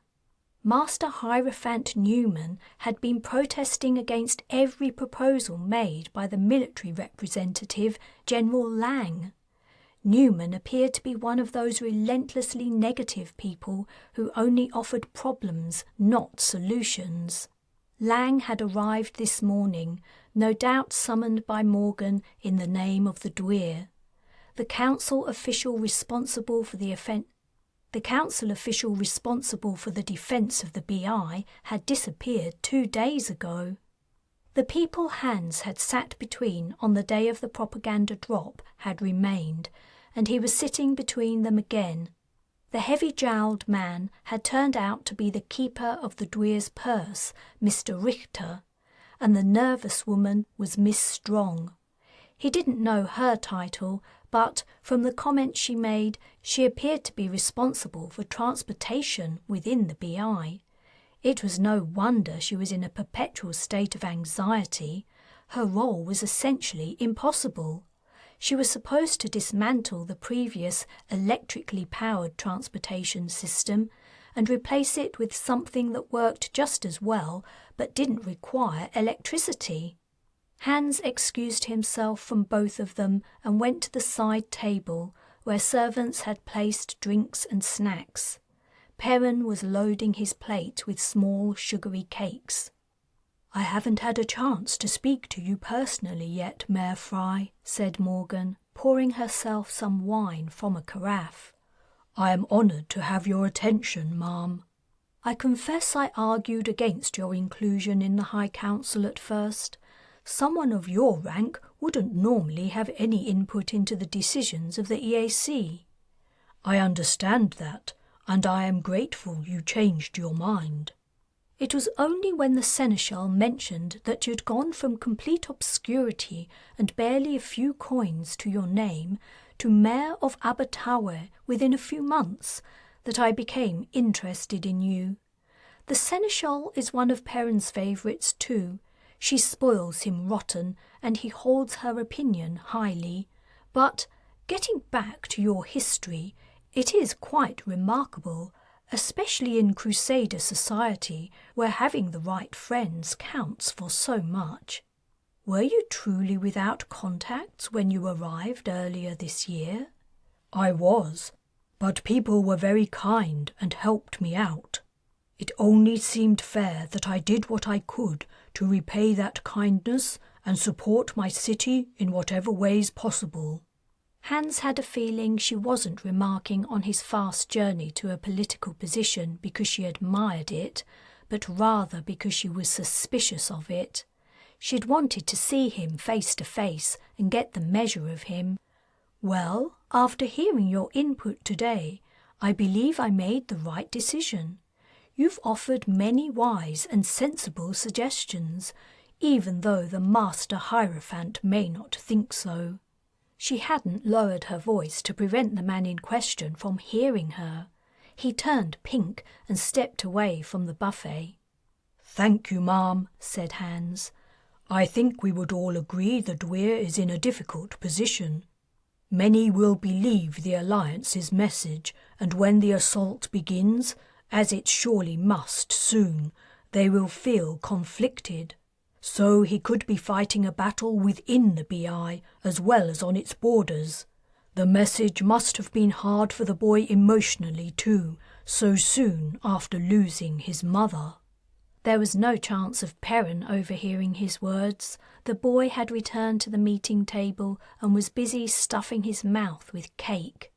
Without even the tiniest glimmer of empathy in her eyes, Morgan took a sip of wine before murmuring, "Oh, it is, it is."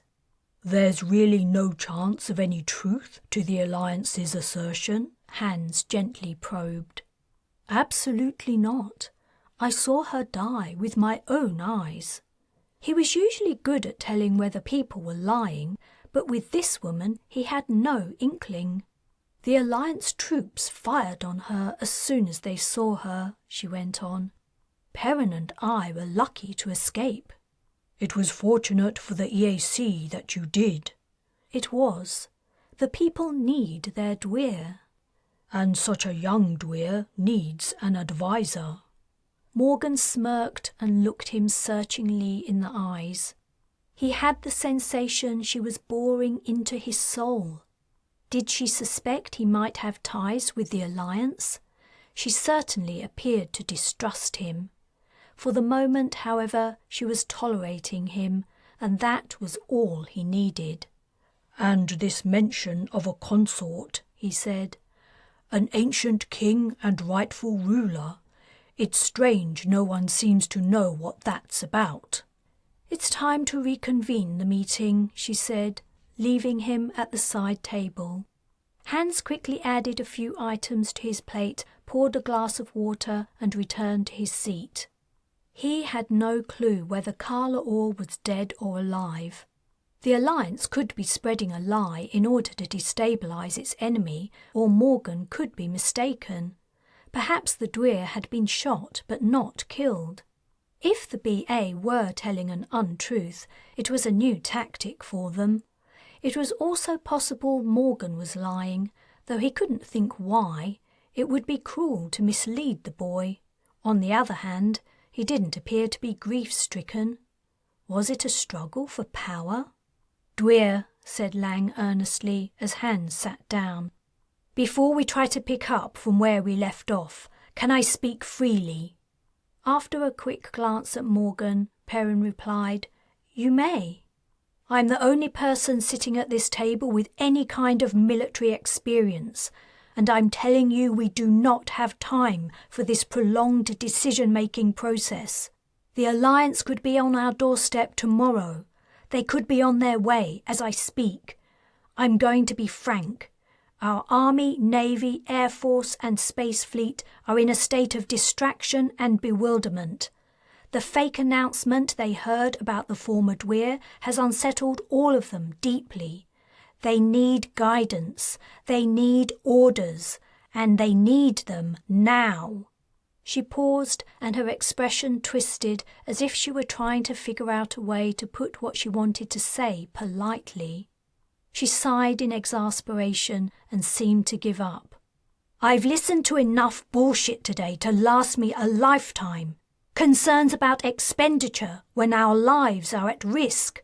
Hogwash about omens not being in our favour. Who cares what the omens say? Are we going to fight for our way of life, for what we believe in or not?" She turned to Perrin. "Dwyer, I beg you, leave the defence of your realm to the people who know what they're doing.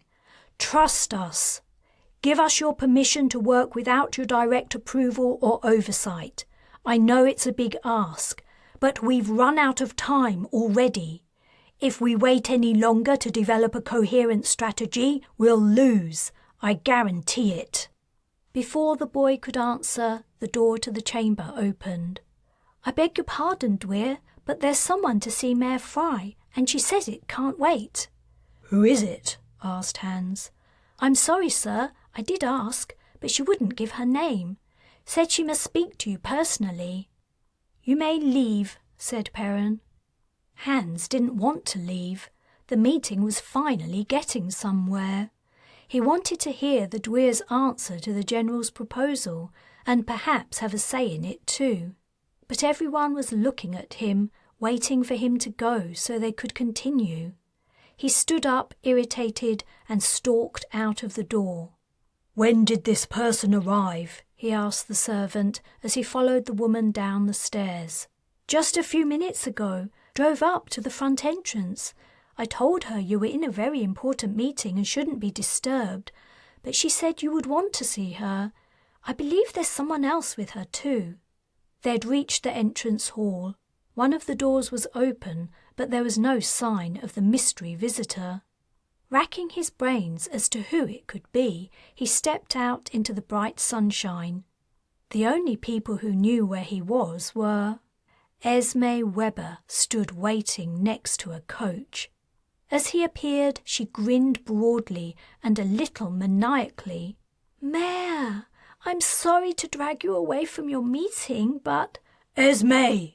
He was mustering all his powers of self-restraint, but he couldn't keep the note of frustration and anger out of his voice. "I told you your presence here is inappropriate. I'm in the middle of a very important discussion on the fate of the EAC. I do not have time for this. Please return to Abertawe, and I will see you when I get back." He turned, not wanting to waste another second on the stupid woman, when she said, "Please, Mayor Fry, wait and see who I've brought with me. I know you don't have any use for me, but what about your seer?" He turned around. "What?" Esme was opening the coach door. Inside, drooping against her seat and looking totally out of it, was Taylan Ellis. Chapter 33. Taylan blinked blearily. The last thing she remembered was sitting at Esme Webber's dining table. She'd accepted the Crusaders' invitation to stay at her house for a few nights while waiting for Fry to return. Maybe that hadn't been wise, but she was heartily sick of sleeping on the floors of houses whose previous occupants were either dead or refugees. Now she appeared to be somewhere else entirely. Where was she? She straightened her back and sat up, putting a hand to her head as her movement caused it to throb. Her throat felt dry and sore, as if she had a cold or had eaten or drunk something. Fry? What was he doing here? He looked as surprised as she was. She was inside a coach in front of a castle. How had she come here? Esme's beaming face appeared. "You've woken up! Perfect! We're here! You slept the whole way! Can you believe it?" There was something weird about her expression. Taylan read desperation and fear, but of a juvenile kind, like a child who had been caught doing something really bad. "Where's here?" asked Taylan, her mind foggy. "The Dweer's castle, of course." Esme turned to Fry with a nervous giggle. "I guess she's still half asleep. Should I help you take her inside?" She rose onto tiptoes to peer over the mare's shoulder and into the castle entrance. Fry gently pushed Esme aside and leaned into the coach. He seemed to sense something was up. Something was up. The castle had to be a day or more from Abertawe by the Crusaders' outdated methods of transportation. How come she didn't remember any of the journey? Nor did she recall any conversation with Esme discussing the visit. "You look like you've been drugged," Fry murmured softly. "Is that possible?" That was it. The bitch must have slipped something into her drink. "Very possible," she whispered. "I don't want to cause a scene," he said, "so don't say anything. Let me get you to a room." He took her elbow and supported her as she climbed down from the coach. "Esme," he said, "it was thoughtful of you to find my seer and bring her here, but misguided.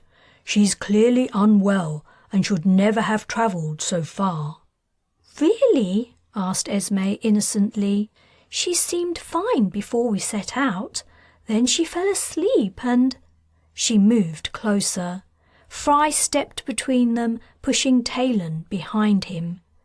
"I'm sure the Dweer has staff who can take care of her," he said. "Leave her with me. You can return to Abertawe."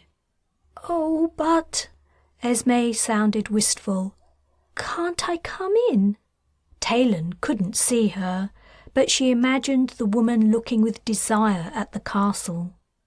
Finding where she was hiding out, persuading her to reconsider working for Fry, offering her somewhere to stay, it had all been a ruse with this end. Esme wanted to be close to the Dweer and his home. She wanted to be involved. She wanted to feel important. "I must insist you leave now," said Fry. "Go home, Esme, or better still, find somewhere safe to hide. Gather supplies and take Sebastian with you. Dark days are coming." He put an arm around Taylan and guided her toward the entrance. As they stepped into the hall, she caught a glimpse of Esme watching her, disconsolate and forlorn, before the servant shut the door. Fry sent him away, telling him he would see to the visitor. "You can wait in my room until the meeting I'm attending is over," he said when the servant had gone. "As you've regained consciousness, you should be okay. Stupid woman. I doubt she regularly drugs people. I hope she doesn't. She could easily have given you too much and killed you. Can you walk? Come with me."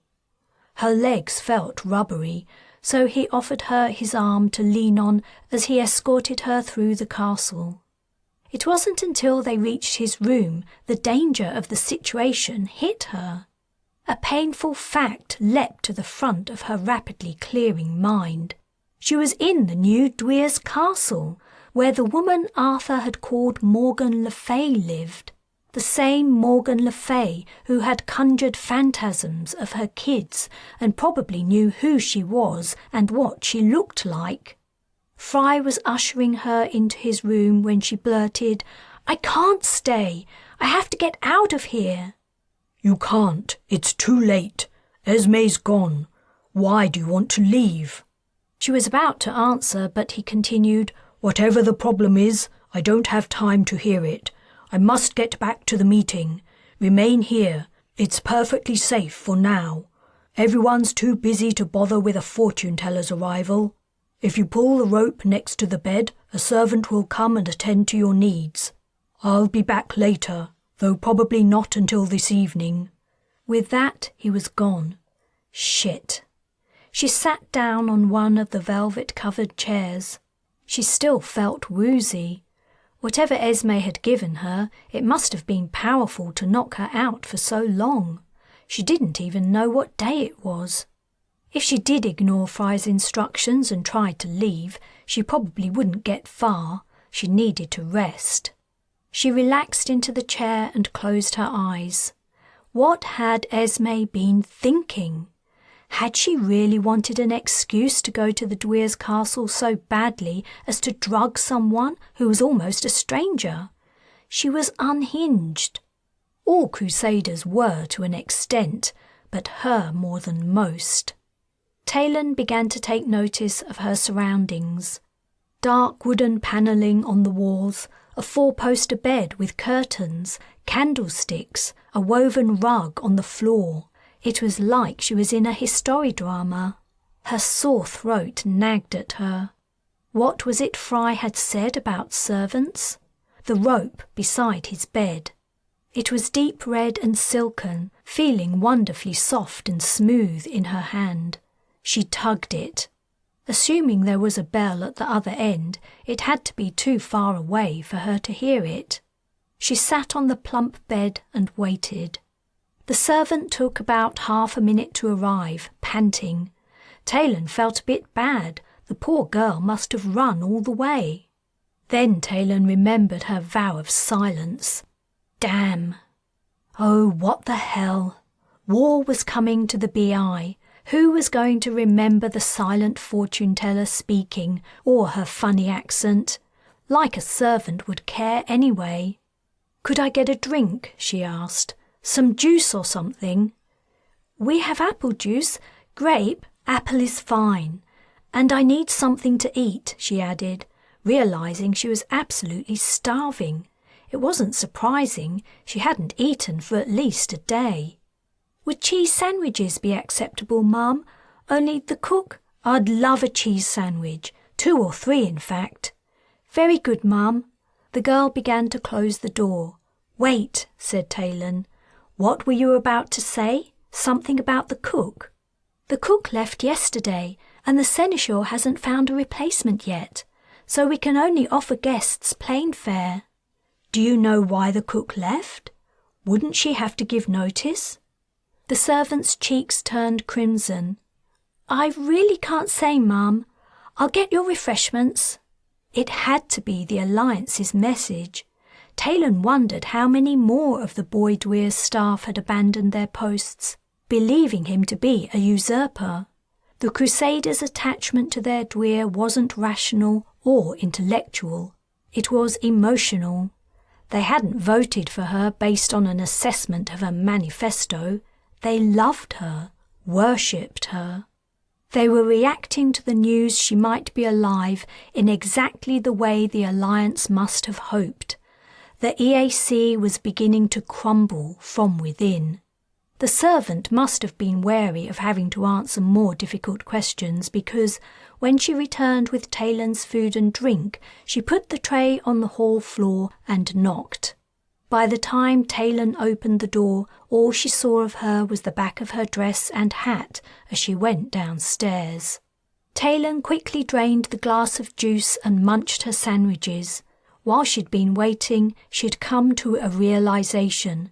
Yes, she was in the Dweer's castle and dangerously close to Morgan Le Fay, who posed a serious threat.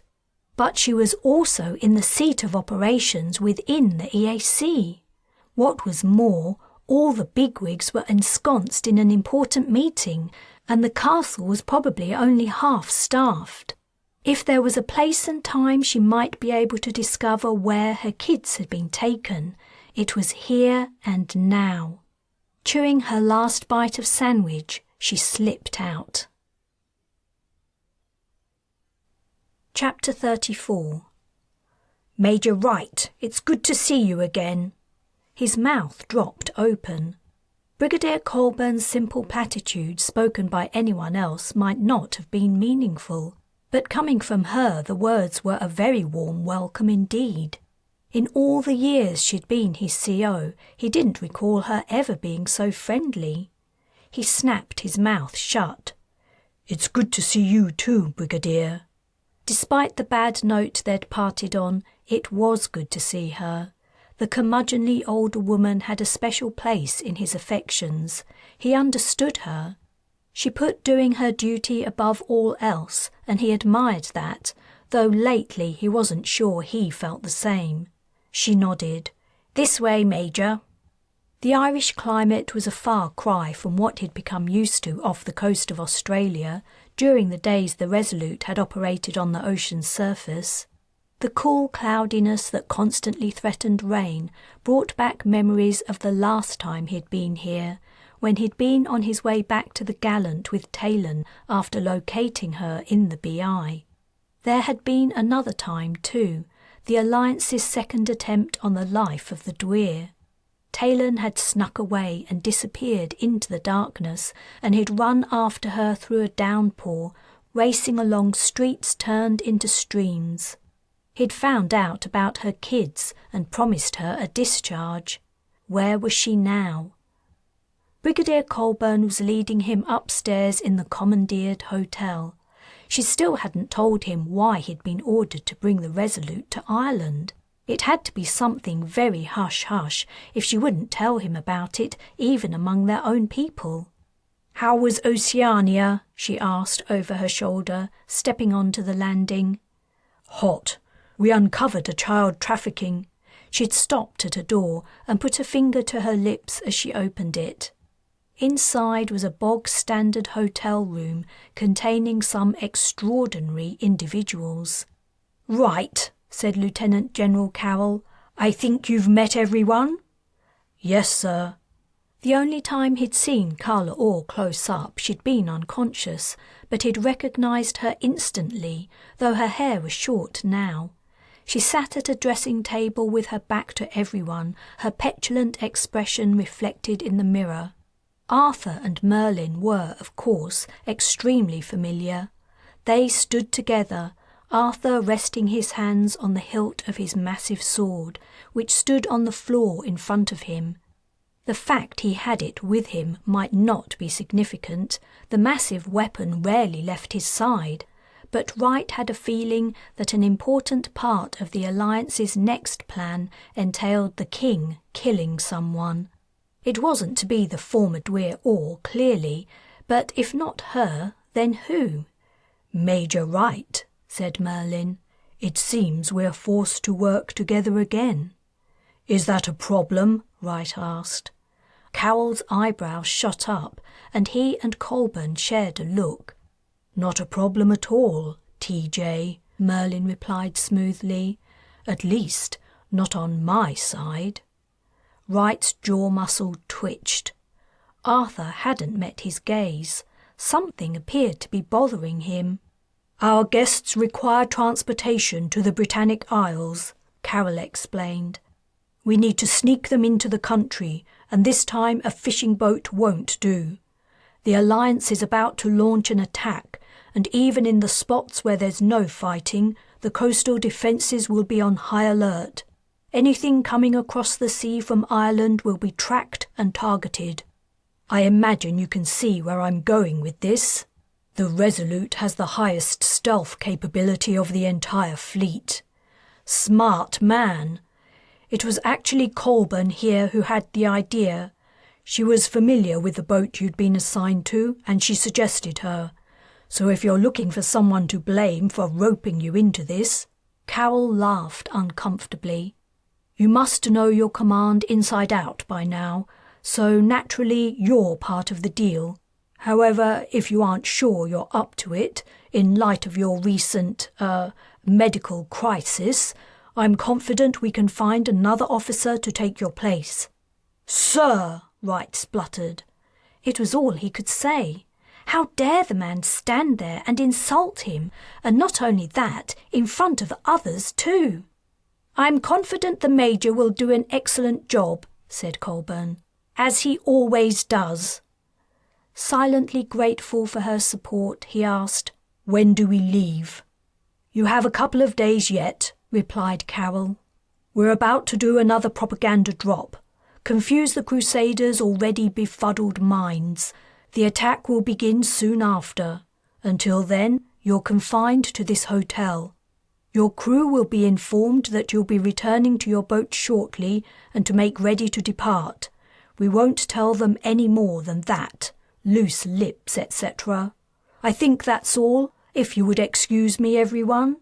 He left. "Propaganda drop?" Wright asked Colburn. Carla Orr turned in her seat and said bitterly, "They've been telling my people I'm still alive, and I'm coming back to rule them again, sowing discord." He felt like replying, "Isn't that a good thing?" But her sour face put him off speaking to her. He looked at the Brigadier. "That's the gist of it," said Colburn. "From the reports we've received from the Resistance, the first drop had the desired effect, so we're repeating the exercise." She paused and then added, "It would be better for us to speak in private." "I would like to speak to you today too, Major," said Arthur. "Oh yes," Orr said acidly. "I forgot. They're also telling my Crusaders that he's my husband." The look of sad dismay on the king's face was almost comical.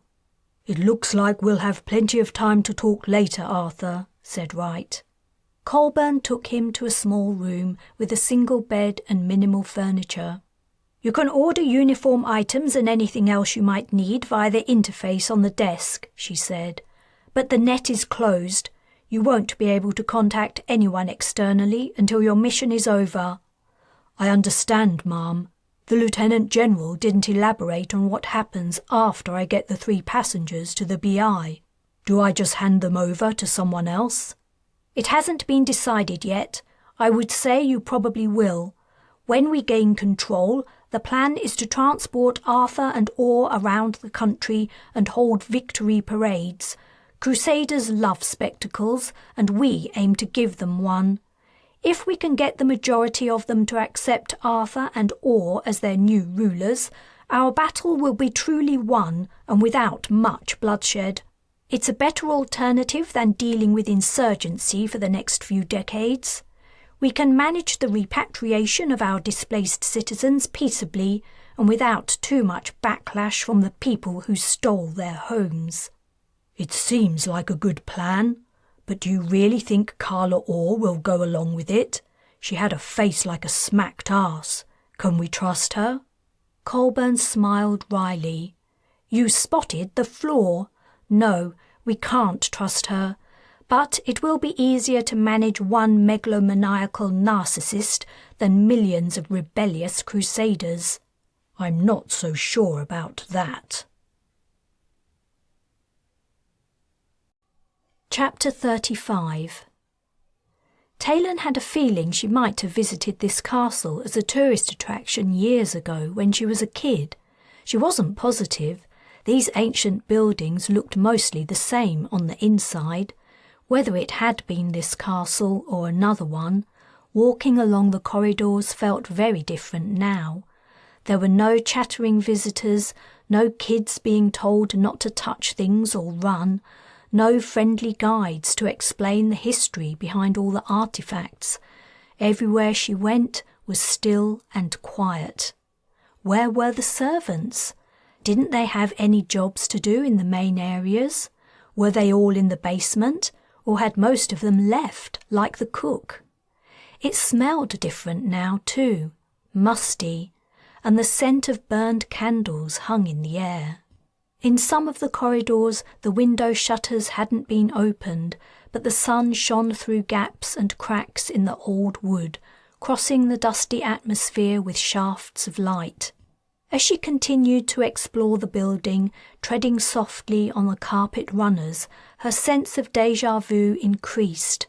She had been here before, with Mam and Dad. She must have been 8 or 9, and it would be 15 years until the boating accident that took their lives. There'd been bickering that day, the old habit. Mam hadn't wanted to come, saying it would be boring. Then, as they toured the place, she'd rejected all of Dad's attempts to interest her in anything. "Taylan," he'd said, "you're not bored, are you?" She'd said she wasn't, just to please him. But really, the only thing she'd found interesting was the library. All those old books lining the shelves. Visitors weren't allowed to touch them, but you could read the titles on the spines, though some were so faded they were illegible. She'd been fascinated by the place. Crusty leather armchairs and a heavy polished wooden desk stood behind rope barriers. When the guide had explained that when the castle had been built, no one used interfaces and everyone got their information from books, she'd been amazed. If the castle had any kind of data storage, even if it was only paper files, it would be in the library. She cast her mind back. The library had been on the ground floor in a corner of the building. She peeked through a gap between 2 shutters that didn't meet and saw she was looking out over the gardens at the rear. She couldn't remember which corner the library inhabited, but there were only 4. She ran lightly to the end of the corridor and down the steps. On the ground floor, she heard footsteps approaching. She halted, frozen, at the bottom. Her headscarf hung loose around her neck. She pulled it up and over her head and began to climb the stairs backward. The footsteps receded. She went on. A door stood ajar, revealing ranks of books. She listened outside for a minute, straining to hear sounds of breathing or slight movement, but there was nothing. She stuck her head in cautiously. The room was almost exactly as she remembered it. No changes appeared to have been made in the intervening decades, except one. There was a handheld interface on the desk, and its screen was lit. The door hinges creaked as she pushed it open. She winced and looked behind her, but no one seemed to have heard. The interface displayed a long list of messages. Justice Wagner of Trafficking, and read, "Dear, forgive my direct message to you. I'm sure you must be very busy. But the people of Trafficking need clarification and assurance. Do you plan on making a statement to refute the claim that your mother still lives? It would help to quell the disturbances and unease among the local population." The second message was anonymous. It said, "Perrin Orr, if you've been lying to us, you'll pay. Your mother was a wonderful woman, loved by all. If you've done something to get her out of the way so you can take her place before your rightful time, you'll be punished. Don't forget it." "Well, hello," said a soft, smooth voice. "And who might you be?" The dark-haired woman, Carla Orr's strange companion, stood in the doorway. Morgan Le Fay. How had she arrived so silently? Taylan ducked her head, thankful she'd pulled her scarf over her face a few minutes ago. "Sorry," she muttered, her heart starting up a tattoo. "I got lost." She went to the door and tried to edge past Morgan, but Morgan put out an arm to bar her way. "What are you doing here?" I was delivering some, eggs, and I couldn't find anyone to give them to, and when Eggs, Taylan contemplated making a run for it. But though the castle was half-staffed, there were bound to be some guards hanging about. She would never make it. She had to play her only remaining card. "Actually, that isn't true. I'm here with Mayor Fry. I wasn't sure if I was allowed to wander about, but I was curious. I've never been somewhere like this before. I hope I didn't do anything wrong or get the mayor in trouble. He doesn't know what I've done, but he can confirm I'm with him." She hated to drop Fry in it, but she couldn't see any alternative. Plus, she was sure he could talk his way out of a high-security prison if he needed to. Hopefully he could do the same for her. Morgan roughly pushed down her scarf. "I know you," she exclaimed. Taylan tried to run, but Morgan seized her arm in a surprisingly powerful grip and then shoved her into the room before slamming the door shut. The woman's gaze turned momentarily blank, then hard as she glared at Taylan. "You're here to assassinate the Dweir." "What? No, I'm just here to... Morgan was stalking toward her. Taylan had a good 20 centimetres on her, but there was something about the petite figure that was terrifying, something unearthly. Taylan backed up until the desk separated them. She was reminded of, "Don't move," the woman commanded. She thrust a long-nailed finger in her direction. "Stay right where you are." For some reason, this triggered Taylan to break and run. She bolted around the opposite side of the desk. Morgan made a grab for her, but Taylan bowled her over. She reached the door, wrenched it open and collided with a guard. There were 3 of them. How had Morgan summoned them? While Taylan was recovering her balance, the second guard got her in a headlock and the third grasped one of her wrists. "Get her down!" yelled the man she'd bumped into. The pressure on her neck increased. She twisted toward her captor to open her airway and then sharply kicked backward at the third guard. A yelp came from behind and her wrist was released. With her free hand, she reached for the face of the man who held her, ready to rake it or jab his fingers in her eyes. He dropped her like a hot coal. She lifted her head, just in time to meet the swinging fist of the first guard. She knew no more. Chapter 36. The villa in Old France was well set up to view the forthcoming battle for control of the Britannic Isles. A generator supplied electricity, and the home system was connected to AP satellites that could view the conflict in detail. Larkin's military had their orders to support the Alliance offensive. Though his army was small, his ships and airplanes had bulked up the BA's infrastructure. It was in space his support would be most valuable, he estimated. His starships would prevent the EACs from interfering in what was happening on the surface. It wasn't beyond Crusader mentality to target areas populated by their own citizens with pulse bolts from the skies if it looked like the EAC was going to lose. They were bloody-minded like that. Larkin had spent the time since arriving from Antarctica rereading favourite books, listening to music and cooking.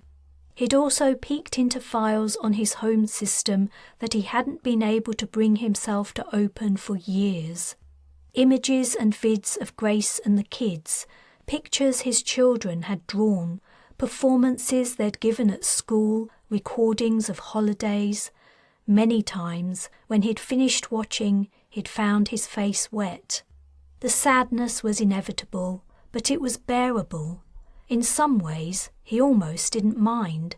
It reminded him he was alive, and he had years of treasured memories he could access at any time, even in his lowest moments.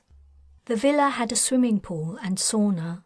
In the mornings, he would sweat in the humid heat, cool down in the plunge pool, and then swim for half an hour or so before making himself breakfast. He didn't see anyone. The household staff performed their duties in the early hours of the morning while he was asleep, as he'd instructed. He didn't want to be disturbed. Or he thought he didn't. By the end of the third day of solitude and reflection, he'd begun to feel a little lonely. So when a packet arrived from Iolani, he was pleased rather than irritated, as he usually was. He opened it. The scientist's round, cheerful face appeared on the interface. "Larkin," she said, smiling, "I know you're going to be obsessing about what everyone's doing while you're away, so I thought I'd tell you. It's been one big party all day, every day. No one's done any work. Darwin and Banks have taken over your quarters and—" A hand he recognised as Camilla's pushed Iolani's shoulder. She chuckled. "Only kidding. We've all been working very hard. Anders made an interesting discovery he wanted to share with you, but he's decided to wait until you get back. Oh, and Shao reported the pig he revived the other day is doing well and showing no ill effects from its years in cryo. What else? Kakoa had a new idea for a habitat on the Balor. She wants to create a theme park with rides, hot dog stands and the rest. She was saying it might be possible to turn off the A-grav to a small area so the colonists can fly around. What do you think? Sounds like fun, right? Anyway, I hope you're doing okay down there. I know you aren't close to the conflict zone, but warfare is unpredictable. Maybe have the shuttle on standby in case things get hairy?" She glanced around and then leaned closer to the screen.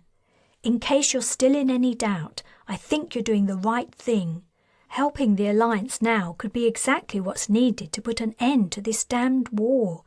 I hope so, anyway. That's it, Larkin. Take it easy, and I'll see you when you get back."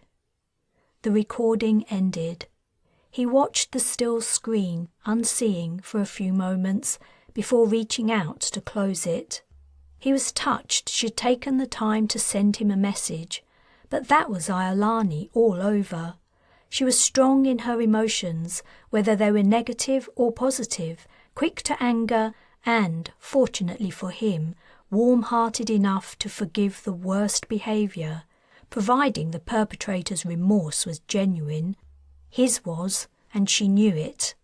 He checked the time. If the Alliance stuck to its initial plan, the attack would begin tomorrow. He needed to arrange his interface setup so he could watch several feeds at once and follow the progression of the battle. He got to work. Chapter 37.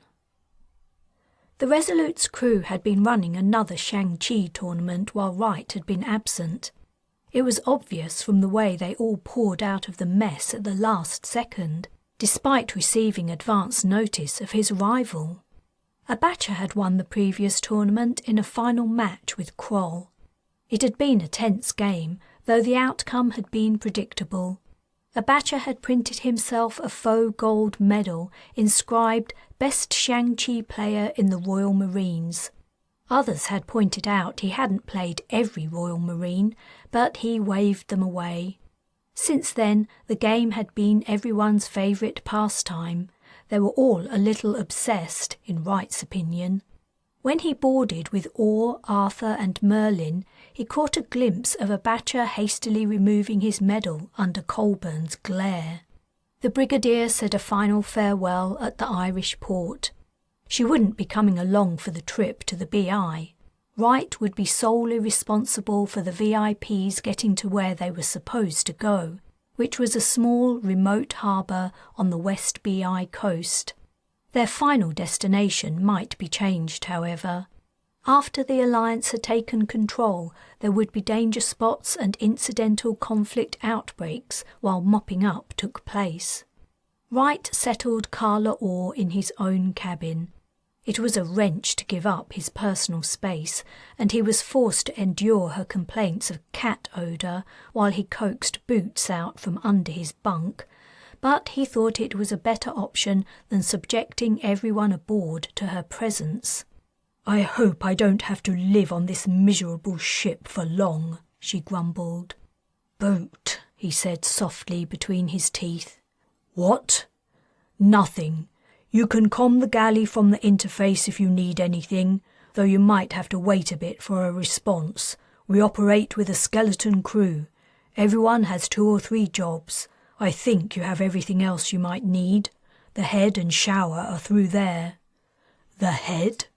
The toilet. The woman had spent time on starships. How could she not know that? Ugh! She curled her lip, as if pretending she never used one. "Right, I think that's it. Wait, how will I find out what's happening in the battle?" "I'll keep you updated if I hear anything relevant." "What if the BA lose?" she asked, her dark eyes widening. "Lieutenant General Carroll didn't discuss that with you?" "No." "I don't think it's likely. We wouldn't commit to an attack unless the odds were in our favour, but if things go badly, I guess I'll be told to bring you back to Ireland." "Where I'll wither away in solitude," she murmured, not looking at him. He didn't feel an iota of sympathy. Even if she hadn't been notorious for all the atrocities she'd committed, his short experience of her in the hotel had shown her to be a truly terrible person. She was arrogant beyond belief and utterly lacking in any consideration for other human beings. He'd been reminded of the ancient Egyptian kings and queens who had believed themselves to be gods. Carla Orr would have held herself as more important than any of them. Just sharing space with her made him want to commit murder, and, despite his profession, he didn't consider himself a particularly violent man. He was holding Boots, and the cat began to struggle to be put down. "I'll leave you to settle in," he said, and made his escape. While he'd been dealing with Orr, Ford had been setting up Arthur and Merlin in the 2-bunk officer's cabin he shared with Jeong. Wright caught up with him as he was closing the door on his way out. "Are they okay?" he asked. "Yeah," replied Ford, looking starstruck. "What a pair! I never in all my life imagined I'd get to meet 2 of the most famous figures in the history of the BI. "You've heard of them?" Wright was mildly surprised. He didn't think Australians would know much about the mythology of the Britannic Isles. "Oh yeah, I loved all that stuff when I was a kid. King Arthur, Guinevere, Lancelot, Sir Galahad, Gawain and the Green Knight, the whole shebang. I lapped it up. And now here I am, meeting them face to face." Wright wondered if Ford would be so enamoured of Arthur if he knew what the man was capable of when he was in berserker mode. "Enjoy it while you can. I expect we won't have them aboard more than 3 or 4 days. "You think the battle will be over that soon?" "If not sooner. From what I understand, we're throwing everything we have into it. We have Orr and Arthur's agreement to participate in the plan, as well as the support of the Antarctic project. None of those things are guaranteed forever. The Alliance is going to strike hard and fast. We might not get this chance again." "What happens after we drop them off? Straight back to Oz?" "No, I'm to accompany them to their first stop. The RESOLUTE is to wait for me out at sea. Ford pulled a face. Shame, I miss home already. The Northern Hemisphere sucks. Wright laughed. What difference does it make when you're on a boat? Makes a hell of a difference. There, I know it's sunny and hot up top. Here, I know it doesn't matter whether it's day or night, summer or winter, it's pissing down. It doesn't rain all the time. No, I'll grant you that, but it feels like it does. A batcher appeared at the end of the passageway. Major, is it okay if Col and I continue our match now? We were both off duty when you arrived. Go ahead. Wright was thinking he would join them, but at that moment Arthur came out of the officer's cabin. He closed the door carefully before quietly saying, "Could I speak to you, TJ?" Ford gave him a nod and walked away. Sure. Wright recalled the king had said he wanted to talk to him before, but hadn't managed to for whatever reason. Where to take him? The Shang-Chi game was going on in the mess, and his own cabin was occupied. The control room was staffed at all times. "This way," he said. The 4-bunk room allocated to Abacha and other crew members was empty and tidy, though it smelled of sweaty socks. Arthur had left his sword behind, for which Wright was grateful. The hefty ancient weapon was intimidating, and Arthur seemed capable of using it on anyone when in a certain state of mind. Wright recalled the cut on Taylan's neck after their encounter at the launch ceremony. They sat on opposite bunks. "I would like to ask your opinion about something," said Arthur. "I consider you a friend. I hope and believe you will be honest with me." "I am your friend, Arthur." Wright had misgivings about things the king had done, but he also found it hard to blame him for them. "I'll try to be as honest as I can. I couldn't speak to you before because Merlin stays by my side almost constantly now. I wanted to talk to you without him present." Was he finally seeing through his alien companion? "He won't leave you alone?" Wright asked. "Why do you think that is?" "I am not sure, but I don't believe it's for my benefit. I think he may fear losing control of me." "Alleluia!" "I think you might be right about that," Wright replied. "TJ, this plan the Alliance has for me, to pretend to be the Dweer's consort and win the support of the Crusaders. Do you think it's a good plan? Will they buy it? I don't know. I don't understand Crusaders very well, but I think it's a good way to take back the Isles without a long, bloody war." The great man's brow knitted. Was this what was bothering him? "I am concerned because the scheme is built upon a lie," said Arthur. "I am not the Dweer's consort. I would never consent to such a thing. She is beautiful, but she is an odious person. Even if she were not, my heart lies with another and always will. Is it right to trick these Crusaders in order to win their trust? That would seem morally wrong. How can a plot succeed if its foundation is corrupt? I fear we are doomed to fail, and taking part would blacken my soul. Merlin doesn't agree. He says if the outcome is good, what we do to achieve it doesn't matter." The wrinkles on the king's forehead deepened. "He didn't used to be like this. Before, he understood the importance of righteousness. But now, he seems to have forgotten." Wright guessed that expediency was the answer to Merlin's apparently differing attitudes. When Arthur had ruled, everyone had been deeply religious. Now few people were, unless you counted the Crusaders' fanatical beliefs. Merlin had moved with the times, but was butting up against the old king's Dark Ages thinking. "I'm sorry, Arthur. I don't think I can help you. All I can tell you is that if we win back the BI, we will have righted a wrong. Dweer Orr's campaigns have killed and displaced millions over the years. The people of the BI deserve to return to their homeland and rebuild. I want to help them. Whether you want to be a part of that is up to you. Chapter 38. Mayor Fry's head hit the wall of the cell with a crack that made Talon wince. The guard slammed the door shut and locked it. When Fry sat up, blood began running through his hair and over his ear. She took off her scarf and pressed it to the wound. She felt like shit. If she hadn't mentioned the man's name, Morgan might not have made the link between the two of them. Only one servant had witnessed Esme's arrival with her in the coach, and servants were usually ignored. She should have said she'd sneaked into the castle by herself. Fry could have maintained his cover, and Morgan would have been none the wiser. The mayor had turned pale green and looked like he might vomit.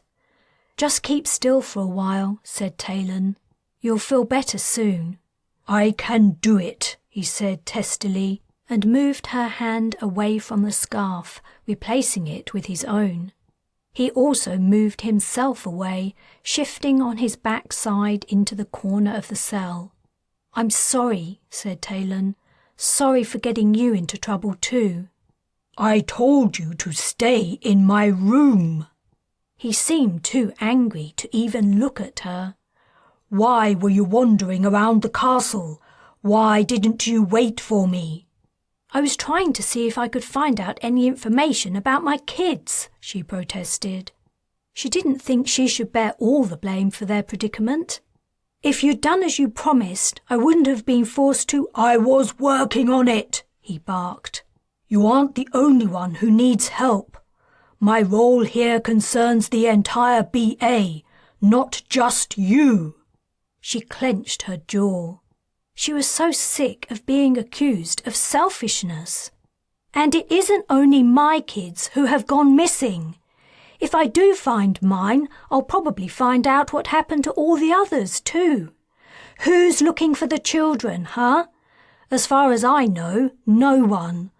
You politicians and the military only care about governments and who has control. You don't give a shit about the people. You'd sacrifice us all as long as you can be in power."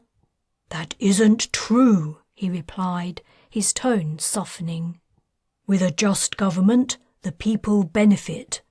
We are trying to achieve a just government. Would you prefer to live under a Dwyer or the Alliance?" "I wouldn't give a shit who I was living under as long as my kids were safe." "That's a very narrow view." "Yeah, well, I don't care what you think about my view." He rolled his eyes and then grimaced in pain and pressed the material tighter to his head. Talon crawled over to him. "Let me take a look." He allowed her to move the wadded-up scarf away. She gently parted his hair and peered at his scalp. The lighting in the cell was bad. The only light came through a barred window in the door, but she could see a 3-centimetre cut, blood welling in it. The blood was already beginning to coagulate. "I don't think it's serious," she said, taking the pad from him and pressing it to his head again. "You seem to be hurt too." He'd spotted her blackening eye from the punch she'd received. "I've had worse." "I don't understand what we're even doing here," he muttered. "Imprisoning us just because you were caught snooping seems an overreaction." "Oh, you don't know. Of course not." "What is it I don't know?" "Morgan thinks I'm here to kill Perrin." "Why would she think that?" "Because I tried to kill his mother." "You did what?" "It's a bit of a long story, but it isn't like we have anything else to do. I told you I used to be a Marine, right?" She explained how she'd shot Carla Orr while the Alliance was hunting her in Jamaica, and that the former Dwyer had discovered her name through torturing a mission mate. Then she had to explain about the assassination attempt at the launch ceremony, though she left out a lot of details. She thought about also telling him of the attack on the Belladonna as, despite saying he was working for the BA, he didn't seem to know, but she decided against it. That would entail telling him about Arthur and Merlin too, and she was too anxious and stressed to go into all that. So you see, she concluded, when Morgan saw me, she recognised me. I'm not sure how she got my appearance as well as my name from Wilson, but she did, and she knows what my kids look like too. Because I tried to kill Carla Orr, she thinks I must be here to kill Perrin. Fry had listened patiently and carefully while she'd talked. Your concern over your children makes even more sense now. I assume you think Morgan is looking for them too? Yes, I do. He leaned the back of his head against the stone wall. Taylan removed the scarf and watched his wound for a short time. I think it stopped bleeding. We're in worse trouble than I thought, said Fry. Damn, I thought Morgan was only suspicious of me, and when she discovered you in the library, her suspicions were confirmed. But things are more serious than that. He climbed to his feet and walked to the window in the door. I don't think there's anyone else down here but us, said Taylan. He stood silently with his back to her, not answering. Minutes passed. His chest began to heave as if he were panting after physical exertion. She wondered if he was crying and trying to hide it. When he eventually turned round, his face was pale and sweaty, but his eyes were dry. He was scared of dying, she guessed. So was she. She didn't know how they were going to get out of their predicament. He crossed the cell again and sat down, putting his face in his hands. What to say to him? She had no words of comfort. Forgive me, he said in a strangled tone. I was in a similar situation once before. The memories are hard to forget. You've been in prison? His head moved in a slight nod. She scooted on her bottom to his side and put an arm over his broad shoulders. It was hard to imagine how the head of Sis could have ended up incarcerated, but now was not the time to find out. They sat motionless as the silence pressed in. Then, after a while, Hans straightened his back and lifted his head. He fished in the top pocket of his jacket and pulled out a silver necklace between 2 fingers. I was in Jamaica before I came here, he said quietly, looking at the jewellery. You were in Jamaica when it fell. You didn't get out in time. Hardly anyone in the government did. Yeah, I forgot, remarked Talon, wondering who the necklace belonged to. You were lucky to survive. I heard what happened to some of the ministers. I suppose I was lucky. I thought I was. Now I'm not so sure. The bolt on the door to the cells jolted noisily open, making them both jump. A guard's face appeared at the window. Now, isn't that sweet? He sneered.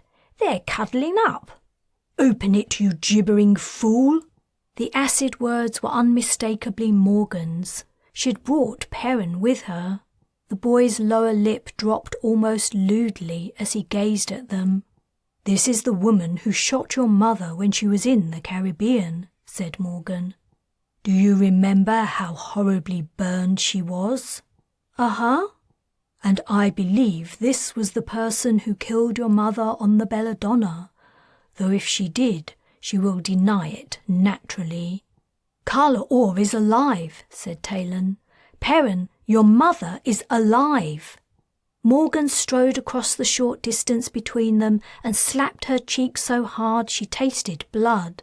That's a terrible, cruel lie to tell a child, declared Morgan. Don't pay any attention to her, Perrin. We know the truth, don't we?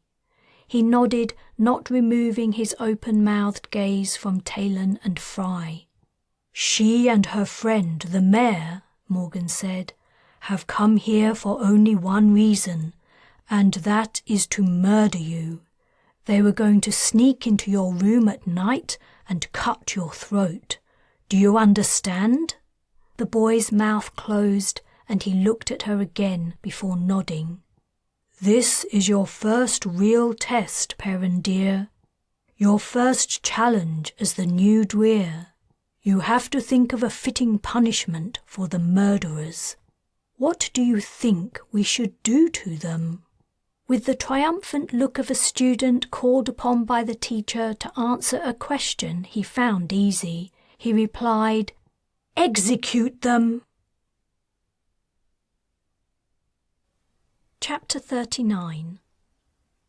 The attack had begun. Alliance attack jets and bombers were taking off from bases in Ireland and aircraft carriers, ready to rain devastation on the EAC's airfields, fuel supplies, military equipment manufacturing plants, and rail and road links to the coast in the BI. Larkin couldn't resist a small smirk as he contemplated the fact he was observing the battle from within the enemy's own territory. What would that smug bastard Perrin Orr have to say if he could see him? Larkin hadn't forgotten the time the little shit had spent aboard the Brez, and he would never forgive Perrin's invasion of his privacy, sneaking into his suite and snooping in his personal files. He hoped the new Dweer was about to get his arse handed to him on a silver platter. The invasion should be swift and successful, considering the Alliance had Carla Orr herself as a source of intel. He assumed she had told them everything. She would want to return to her position, even if it meant sacrificing real control and power. She was drunk on the worship and adulation of her Crusaders, in love with her image in their minds. If she were not Dweer, life would have no meaning. Personally, he disagreed with the Alliance's decision to run a propaganda campaign spilling the beans that Carla lived. The EAC was now aware the BA knew its secrets and would have changed whatever it could accordingly. He didn't believe the discord the revelation of the Dweer's existence would sow was worth the advantage the EAC would gain. It would have been better to stage an unexpected strike and catch them unawares, but that was a strategic military decision and he had had no input. The screen on one of his bank of interfaces lit up with a white flash. His satellite had captured a hit. A cloud billowed up from the explosion, obscuring the destruction below. Time to check in with Admiral Bujold of his space fleet. "The fighting has begun, sir," she replied in answer to his comm. "The EAC has fired on the Fearless and the Valiant. Sorry, I was about to inform you. I think they just realised the Alliance ships are perfectly positioned to defend the BI from an attack from space." "Ha!" Larkin exclaimed. "They've been caught with their trousers down. This is even better than I thought." "Maybe. We're a long way from counting all our chickens, though." "You're going to the BA's aid?" "As ordered." "Excellent. Keep me updated." He cut the comm. Another flash from an interface screen. A missile strike. He checked the location. It was a munitions factory within the Midlands. The Alliance had penetrated deep into the interior. The early stages of the assault were progressing well. It wasn't surprising. Anyone with half a brain could have told the EAC decades ago that it was trying to do the impossible. It could not espouse a return to the technology of the Middle Ages and be a formidable military power. It was simply inconceivable. All that gobbledygook Carla Orr had spouted about an alternative, deeper layer to universal laws of physics was absurd, fantastical nonsense. If the EAC had wanted to regress human civilization to pre-industrial levels, it should have waited until it had control of the entire globe and no powers with superior tech remained. He was glad it hadn't. The outcome of the battle was inevitable. and once the Alliance had its homeland back, it would head over the Channel to Old France, and the rest of the continent would fall. The end of the war was coming. He only had to watch it play out. Chapter 40. The last game of the second Shang-Chi tournament was in full swing. Kroll had made it through to the final again and was, predictably, facing a batcher. His medal hung from his neck as he hunched over the board. No doubt he'd worn it as an intimidation tactic, but it was unlikely to be having any effect on the taciturn Kroll, who was as expressionless as ever. She would make a great poker player, Wright mused. Every off-duty crew member was in the mess to watch. Even Arthur and Merlin had taken an interest and were in the audience. Though the atmosphere was tense, it was affable. Morale was good, mostly because Orr rarely left her cabin, reducing her opportunities to inflict her sulkiness, brooding and rancour on everyone. Wright was waiting for the order to take the Resolute to the agreed West BI harbour. According to the battle plan, the attack should have progressed to the land invasion by now. Amphibious assault craft would have landed on the beaches, troops would have arrived in dropships or been parachuted in farther inland, and the BI resistance would have risen up and attacked key installations. The fighting should be over within a day or two. Then the arrival of Dwyer Orr and King Arthur would be the coup de grace. Most of the EAC military personnel would be dead or taken prisoner, and the civilian Crusaders would be persuaded to accept the new status quo by the return of their precious Dwyer. It should be that simple. He hoped it was. A collective sigh sounded around the room. Kroll's general was surrounded. A batcher had won again. With the merest hint of a rueful look, Kroll reached across the table to shake his hand. "That was harder than last time," a batcher remarked.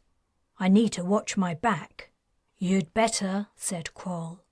Was that a smile on her face? Wright couldn't be sure. "Time to print another medal," a batcher announced. "Print a silver one for Kroll," someone remarked. "No," she said. "I'm not wearing stinking silver. It's gold or nothing." The banter and congratulations continued, the engineer receiving several hearty slaps to the back. The audience began to break up and the joviality quietened to general conversation. People began to wander out. "I used to play a similar game," said Arthur to Wright. "Chess?" he asked. "That's it. Do you know it?" "Yes, but I haven't played it in a long time. Merlin always used to beat me." "I'm not surprised. You were an excellent player," said Merlin. The alien hadn't made the same mistake he'd made when he first boarded the boat. Wright hadn't seen him leave Arthur alone once since the king had snuck away for a private conversation. Arthur looked harried and unhappy most of the time. A sea change had happened in their relationship. The alien's hold had become more overt and less consensual. Wright didn't know how to help or if he should. Arthur's part in the Alliance's invasion plan could be vital to its success. Many could gain their freedom if he was prepared to sacrifice his own. "I'm sure he was," said Wright. "Let me know if you fancy a game sometime. The boat's database will have it. I'm rusty, but it could be fun." "I will," Arthur replied. "Thank you." Merlin said, "And I would love to." A screech echoed through the passageways of the Resolute, unbelievably loud and almost inhuman. It seemed to have come from aft. Wright ran in that direction. The boat's soundproofing was state-of-the-art, but even so it might not prevent the escape of a noise like that. If an EAC ship detected them, they could be in serious trouble. Several crew members joined him as he ran. Boots appeared and raced past them, heading forward. There was no sign of the source of the noise until they reached the propulsion compartment. It was Carla Orr, sitting on the deck with her knees drawn up, screaming her head off. Kroll was there too. A kitchen knife lay in a corner. "She was going to kill the cat," yelled Kroll. "Pipe down," Wright commanded. "Sorry, sir." He grabbed Orr's shoulders. Shut up! Shut up now!" But she carried on caterwauling like a banshee. He got behind her and clamped a hand over her face. This reduced the volume of her screams somewhat, but she grabbed his hand and dug her nails in. Ford had followed him into the compartment. With the lieutenant's help, he managed to get Orr down, where he could put more weight behind his hand on her face, and Ford could grab her arms. Still, she wouldn't stop. Wright shifted his hand so it covered her nose. He leaned down to hiss in her ear. "If you don't shut the fuck up, I'll suffocate you and tell everyone it was an accident." Despite the noise she was making, she must have heard, because her screeching abruptly ceased. He waited a few seconds until Orr's eyes began to widen in panic before lifting his hand. The imprints of his fingers were deep and red on her cheeks. "Should I let her up, Major?" Ford asked. "No." "That woman hit me!" Orr exclaimed, her gaze roving until it alighted on Kroll. "That bitch dared to strike me. I demand her immediate execution." "If you think I'm going to execute our engineer," said Wright, "you've got another think coming." "Kroll?" "I caught her with boots," she said. "I'd come to do a maintenance check. She closed the hatch and she was in here with a cat and that knife. She was going to kill him. I punched her, and that's when she started screaming." Scratches on Orr's arms confirmed the engineer's story. In Taylan's words, the woman really was a grade A bitch. "The cat stinks," spat Orr. "Keeping an animal on a ship is disgusting. I was doing you all a service, ridding the vessel of it." "There's only one animal we would all benefit from not having around," said Wright, "and it isn't the cat." "Kroll, your behaviour is reprehensible," Ford remarked. "Sorry, sir." Orr smirked. Ford continued, "You should have hit her harder." Orr growled and struggled, but the lieutenant's grip on her was firm. "You're all vile.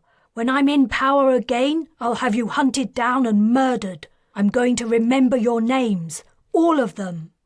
After a few moments' mental debate, Wright decided on the only sensible course of action.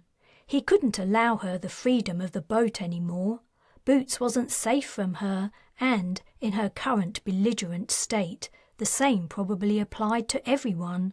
Nor was she safe from them, after threatening the life of the most beloved illegal pet in the Royal Marines.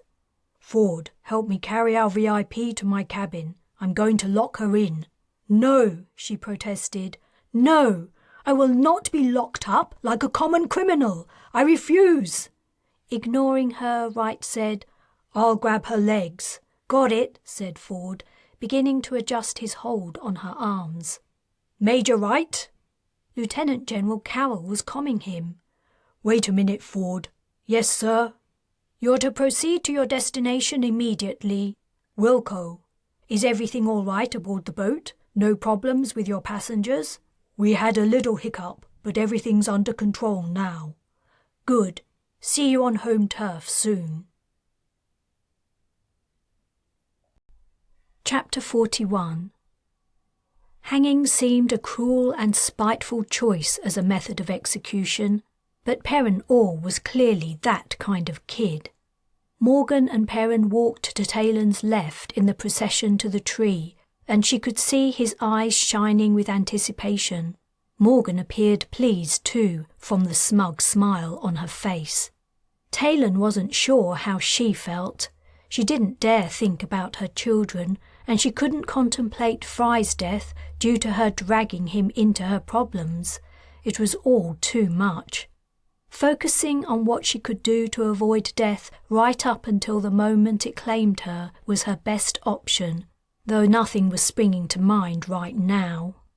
The tree selected as the make-do gallows stood alone in the open space in front of the castle. 2 nooses were swinging gently from one of its lower branches, and 2 stools stood below them. The nearest cover was 50 metres from the tree. 50 metres of lawn to cross to get to the forest. Unless both the guards were blind, they would shoot her and Fry long before they reached it, assuming they could outrun them. Fry didn't look in the best shape. He was kind of chubby, and they both had their hands tied behind their backs, which wouldn't make things any easier. "Tell me, Taylan Ellis," said Morgan, "did you find your children?" "What?" "It's a simple question. I'm sure you would remember something like that. Did you or didn't you? I confess I'm rather hoping you didn't." "Why?" "Because that means they're either already dead or we still have them, in which case I'll find them one day and kill them. It will be a pleasure to put an end to your line." "What the fuck are you talking about, you nasty witch?" Taylan was deeply confused.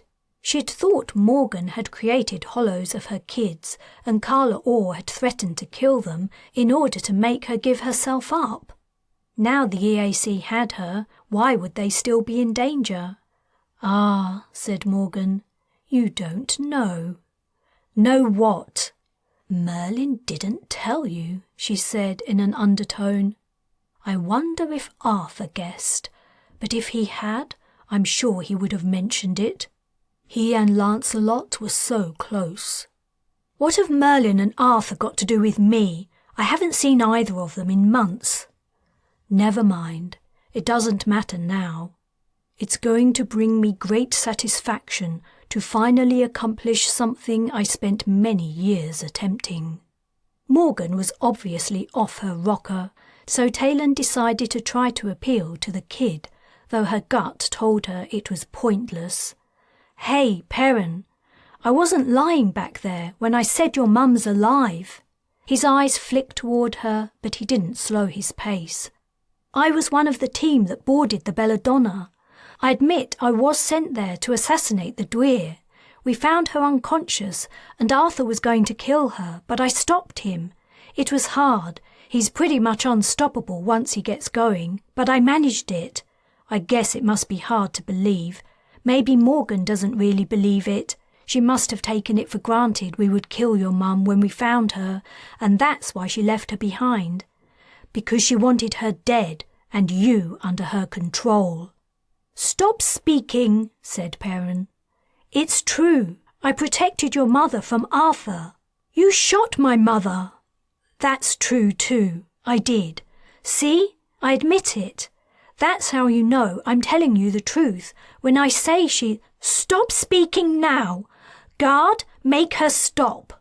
The rifle butt to her head dazed her and made her fall, but didn't knock her out. They were nearly at the tree. "Get up," Morgan ordered. "All right," said Taylan on her knees. "All right. If you have to hang me, hang me. Put an end to my line or whatever stupid bullshit it is you've cooked up in your fevered mind. But let Fry go. He had no idea who I was when I asked to be his seer. He's completely innocent. He's just an ordinary Crusader who's been accidentally caught up in this." "Another lie," said Morgan. "I'm not sure who he is, but he's certainly no ordinary Crusader. As neither of you is going to reveal any facts relating to him, it's simpler and quicker to execute him alongside you." "Sorry," Talon murmured to Fry as she got to her feet. "Don't blame yourself," he replied equally quietly. "I thought it might come to this sooner or later. I tried. That's all I can say. I tried my best." Another few steps brought them to the tree. "One at a time, or both at once, madam?" asked a guard. "What do you think, Perrin? We could make one of them watch the other die before facing the same fate themselves." "I want to do them together," he replied. She rubbed the top of his head affectionately. That is the kinder choice. You are a merciful dear. She turned to the guard. You heard what your master said. The guard ordered Fry to climb onto the stool. The soon-to-be former mayor complied. Taylan felt sick. Her intention to only think about how to escape wasn't panning out so well. Her skin was clammy and slick with sweat. The world seemed to recede and sounds grew muffled. She vaguely heard the guard tell her to step onto the stool. But her feet wouldn't move. Her legs were frozen, and her heart threatened to thump its way through her breastbone. It was hopeless to try to save herself, but she couldn't go meekly to her death. She would not. The guard repeated his order. She recalled Arthur scything through the crowd at the launch ceremony, a force of nature, unstoppable. She would be Arthur. With a bellow of fury, she swung her leg up high and kicked the man in the head, knocking him to the ground. When the second guard lifted his pulse rifle to shoot her, she bent in half and flew at him, aiming the top of her head at his stomach like a battering ram. As she hit him, the air left his lungs in a whoosh.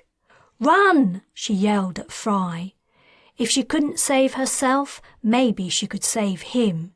The two guards were on the ground, one groggy from her kick, the other trying to get his breath. She kicked the groggy one in the head again and knocked him out cold. The wounded one's rifle had fallen from his hands. She kicked it far from his reach. Morgan ran for it. Damn! She hadn't factored in the alien bitch. She'd thought she would run away with the kid. Morgan reached the rifle. Taylan glanced at Fry. He was halfway to the forest. He might make it. She sped toward the alien. If she was going to die, better to be shot face on than in the back. Morgan had picked the weapon up. She aimed it at Taylan, and as she did so, her eyes turned black. Taylan halted in shock. No one else had seen it, but Merlin's eyes had been the same when he'd arrived at the Fearless. After also witnessing Morgan dissolve into a black cloud, there could be no uncertainty in Taylan's mind. The two creatures were the same alien species. What were they doing here on Earth? What did they want?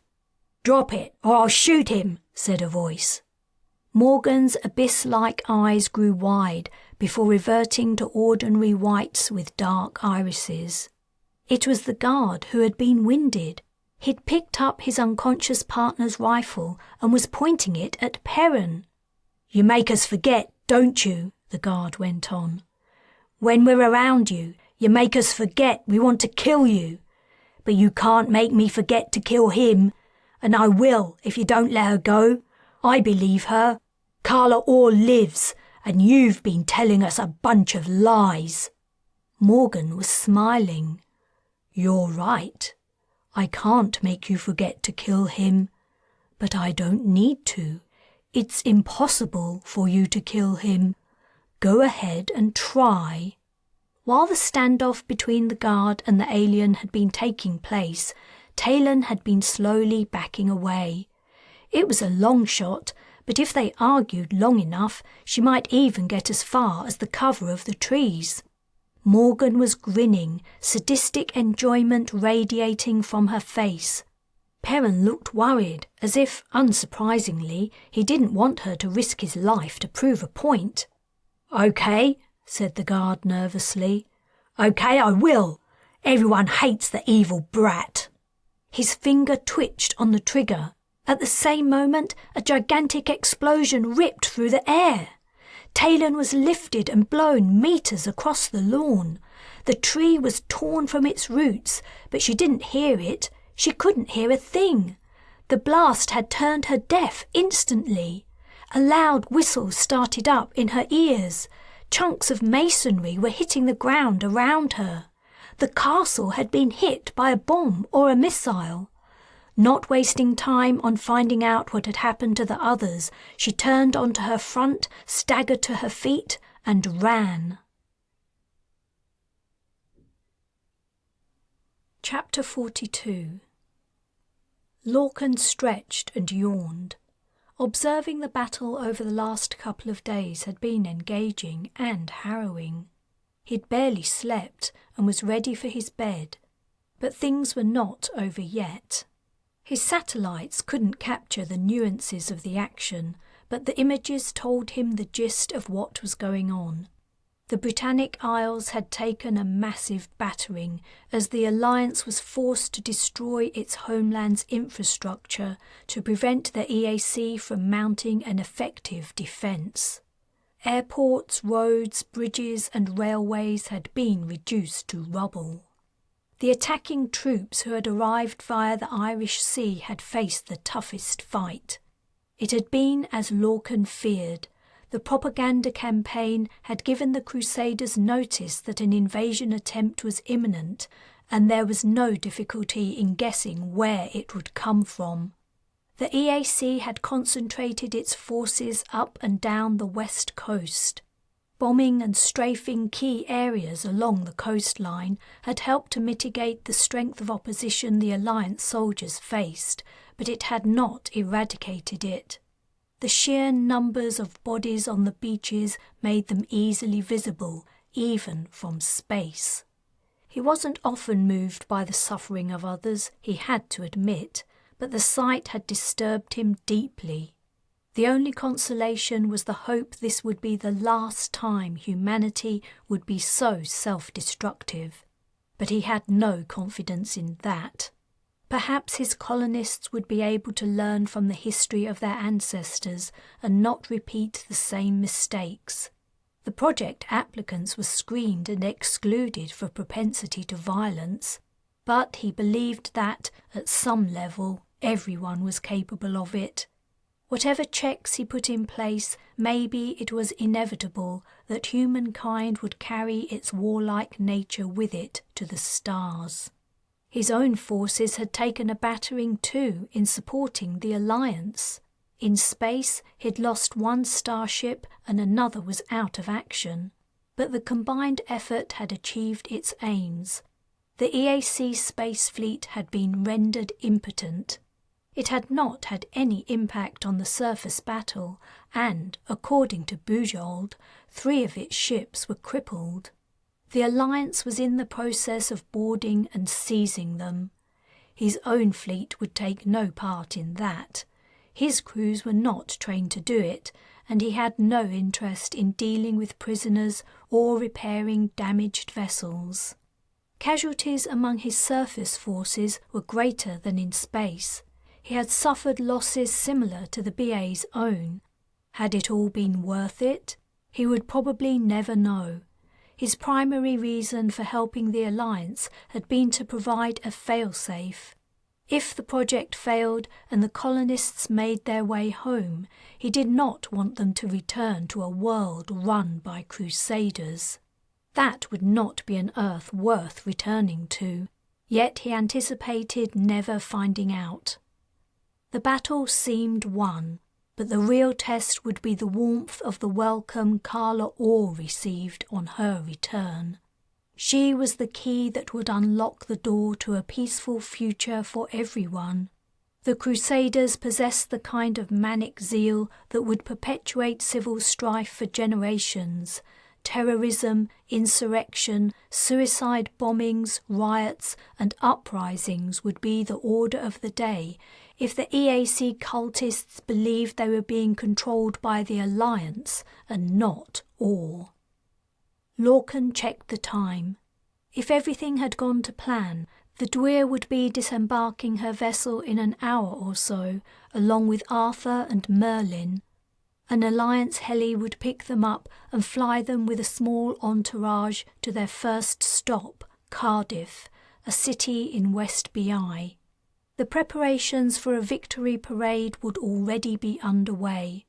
When the Dwyer's resumption of power had been celebrated there, she would fly to another city and another. More importantly, the news of her return would be spread by word of mouth. Knowing the Crusaders' mindset, tales of her magnificence would grow in the telling, until her image was once more built up to the fantastical heights she'd once achieved by herself. He rubbed his eyes. The satellite feeds had mostly gone quiet. It was early morning in the BI. The large-scale fighting had died down and there was not much to observe. If the Alliance's technical engineers had begun to repair and reconnect the net, it might be possible to access a street-level view of the parade. But until then, he probably wouldn't miss much if he stepped away from his screens for a while. He could catch a few hours' sleep before the next significant event. He stood up. His time zone was 2 hours ahead of the BI's. The sunlight was stronger here, blazing in through his villa windows. He'd been awake most of the night. Yes, a nap would be very welcome. "Talman, something terrible's happened." It was Bujold speaking to him directly via his implant. She was only permitted to do that in an emergency. "There's been an explosion on the Brez." "What?" "One of my off-duty officers just commed me. He didn't know your direct—" "What's happened? What did he say?" "Maybe it's better if you talk to him directly yourself?" "Yes, patch him through." 2 seconds of silence followed. The damned lag. Then a man's voice burst into his head. "It happened 5 minutes ago, sir. I was in my cabin and I felt a massive shock run through the ship. Alarms are going off all over the place. The emergency seals have activated and no one can leave this section. We've been combing the other areas, but it's hard to tell what's going on." "Where was it? Where was the explosion?" Another 2 seconds of lag. The delay was beyond frustrating. "As far as I can tell, it was in the control center." Larkin sat down. Kekoa, Jara, Stedman, his entire management team. "Have you heard if there are any survivors?" "No, I'm sorry. Crisis teams are working to prevent any further damage. A wide area has depressurized and lost its agrav, so it must be very unstable. Honestly, I'm cut off here. I didn't know if anyone had managed to get the word out about what's happened. That's why I contacted the Admiral." A notification flashed up on all his interface screens. Urgent, urgent, urgent, urgent.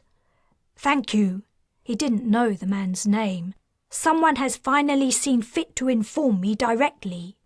After closing his implant connection, he turned his attention to one screen. Opening the comm, he saw Kekoa, dirty-faced and blood running from a cut on her head. Relief hit him like a wave. "Thank God you're all right." But she spoke at the same time as him, and their words mixed. "Someone blew up the control center, sir." When she'd finished, he said, "You speak first. Tell me what happened. Was it an attack?" It was possible an EAC ship had slipped away from the others in high Earth orbit to get revenge on the Alliance's ally. She paused, waiting for his reply, and then nodded. "We don't think it was an attack. There's nothing in firing range. Something exploded in the control center. I'd gone to the refectory for a snack, or I would have been—" She paused again, appearing to struggle to master her emotions. "I would have been there when it happened. It's gone, sir. The whole room is just gone. Blown into space. They're all... She drew in a deep breath. "Who was there, Kekoa? Who was in the room? What's happening now?" "The crisis teams are working on preventing any further depressurization. The emergency seals worked, but the explosion fired debris through bulkheads. There were holes everywhere. We're evacuating from this section soon, they tell us." "Kekoa, who have we lost?" Her eyes filled with tears. "We were in the middle of a day shift. The place was full of people, all the usual staff, and... She swallowed. Iolani had come in to talk about something. She was still there when I left. I haven't seen her since." Chapter 43. The sky was a pale, watery blue when Wright stepped from the Resolute onto the quay in West Britannic, and the sun was shining weakly as it breasted the horizon. Winter was coming. He hadn't been planet-side during a northern hemisphere winter in... he'd forgotten how long. Colburn and Carol were already here and waiting. As he walked toward them, Colburn actually smiled. He almost halted in surprise. "You'll have time to get that knee fixed now, Major," she said. He hadn't realized it, but he must have been limping. Now he thought about it, the joint was hurting him a little. "We really won?" he asked. "Hard to believe, isn't it?" Carol was smiling too. "It's all over, bar the mopping up, though what the future holds depends on those two." Orr and Arthur were walking down the gangplank. Orr walked in front of the king, her nose in the air, her fingertips touching the rope gingerly, as if she thought it was dirty. Arthur was dressed in his chainmail and carrying his helmet under his arm. Merlin appeared and followed Arthur. "Those three, I think you mean," said Wright.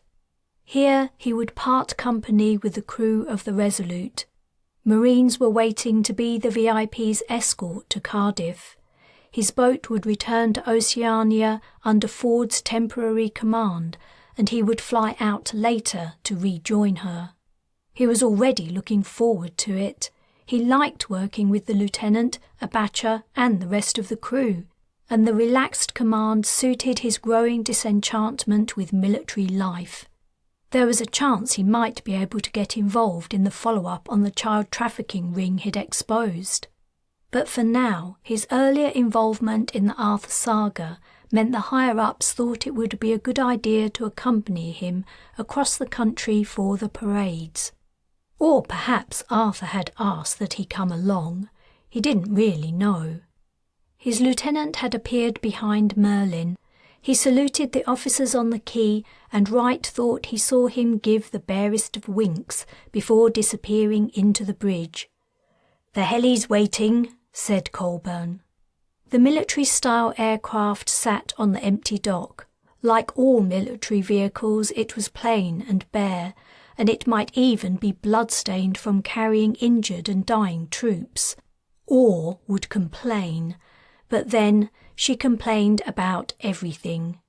"No time like the present," Carol said. The majority of the ride to Cardiff passed in silence. It was hard to hear anyone over the noise of the rotor blades anyway. Arthur looked amazed and terrified.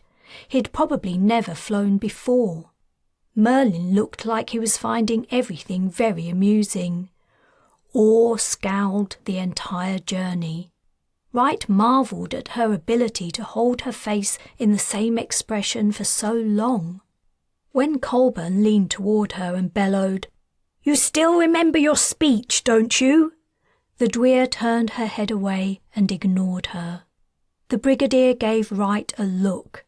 What would they do if Orr didn't do as she was told? They would be surrounded by thousands of Crusaders, encouraged into the streets to welcome back their Dwyer. If she rallied them against the Marines accompanying her, they would attack. Pulse rifles could not defend against a mass of human bodies driven by crazed zealotry. He rubbed his knee. Colburn turned to him. "You haven't heard the news about Talman's ship, have you? There was an explosion. About 30 people died." "No kidding." "They haven't figured out if it was an accident or deliberate. We're sending a team of investigators out there to help find out." "What do you think it was?" Colburn shrugged. "There's no point in speculating. The ship's personnel are evacuating to other vessels while the investigation takes place, to be on the safe side." "Any word from Talman?" "Nothing yet. He was here on Earth when it happened. He's on his way back now." Wright caught a glimpse of an expression flitting across Carla Orr's face. Was it a smirk? He couldn't be sure. Was the EAC responsible for the explosion, or was she only experiencing schadenfreude? The crowds had already begun to gather when they touched down. The resistance activists had done their jobs well. They'd been putting up posters and spreading the word that the Dwyer would be arriving today to claim her victory, won for her with the help of the Alliance. She was about to return and resume her rightful place, and she would arrest the woman who had fooled her son with lies. They were to prepare for a huge celebration, beginning with a parade where they would see their beloved Dwyer again. Curious Crusaders watched from afar as the heli passengers disembarked. Alliance troops stood in a ring guarding the helipad. "We've prepared a suite where you may refresh yourselves and wait until it's time for the parade to begin," said Carol. "It's only a short walk from here." Wright wondered what the onlookers thought of what they saw. A giant of a man more than a head taller than everyone else, with flowing red golden hair and beard, wearing mail and carrying a gigantic sword, his grey-headed lean companion, and a gaunt woman in an ill-fitting dress and short, dark hair. "Dwyer?" someone called out. "Dwyer! Welcome home!" She didn't respond. At the suite, Colburn tried to make Orr repeat her speech, but she refused. She also refused to eat or drink anything. She looked awful. In the days she'd spent aboard the Resolute, she'd gone downhill physically. Arthur agreed to rehearse his speech, and Wright heard it for the first time. What a sight he was in his armour. His appearance would have a big impact on the crowd. His words were so characteristic of him, Wright guessed the old king had written them himself, and the Alliance had given its approval. He spoke about his years of kingship in the old Britannic Isles and the people he'd ruled over. What an honour and privilege it had been to lead them. He explained how sorrowful he'd been to learn the BI had fallen after millennia of nationhood, but that he understood the Crusaders had become accustomed to their new home. He hoped that peace and harmony would prevail now the fighting was over, and he looked forward to sharing authority with their Dwyer over a new BI, populated by shared cultures and ways of thinking. It was a good speech, but Wright sensed Arthur's heart wasn't in it. He wondered what Taylan would have to say about it if she were here. It didn't seem to have much to do with her idea of the myth of Arthur's return. He thought the king was supposed to vanquish the BI's enemies, not accept the EAC into some kind of warm, fuzzy coalition. But of course that wasn't the plan.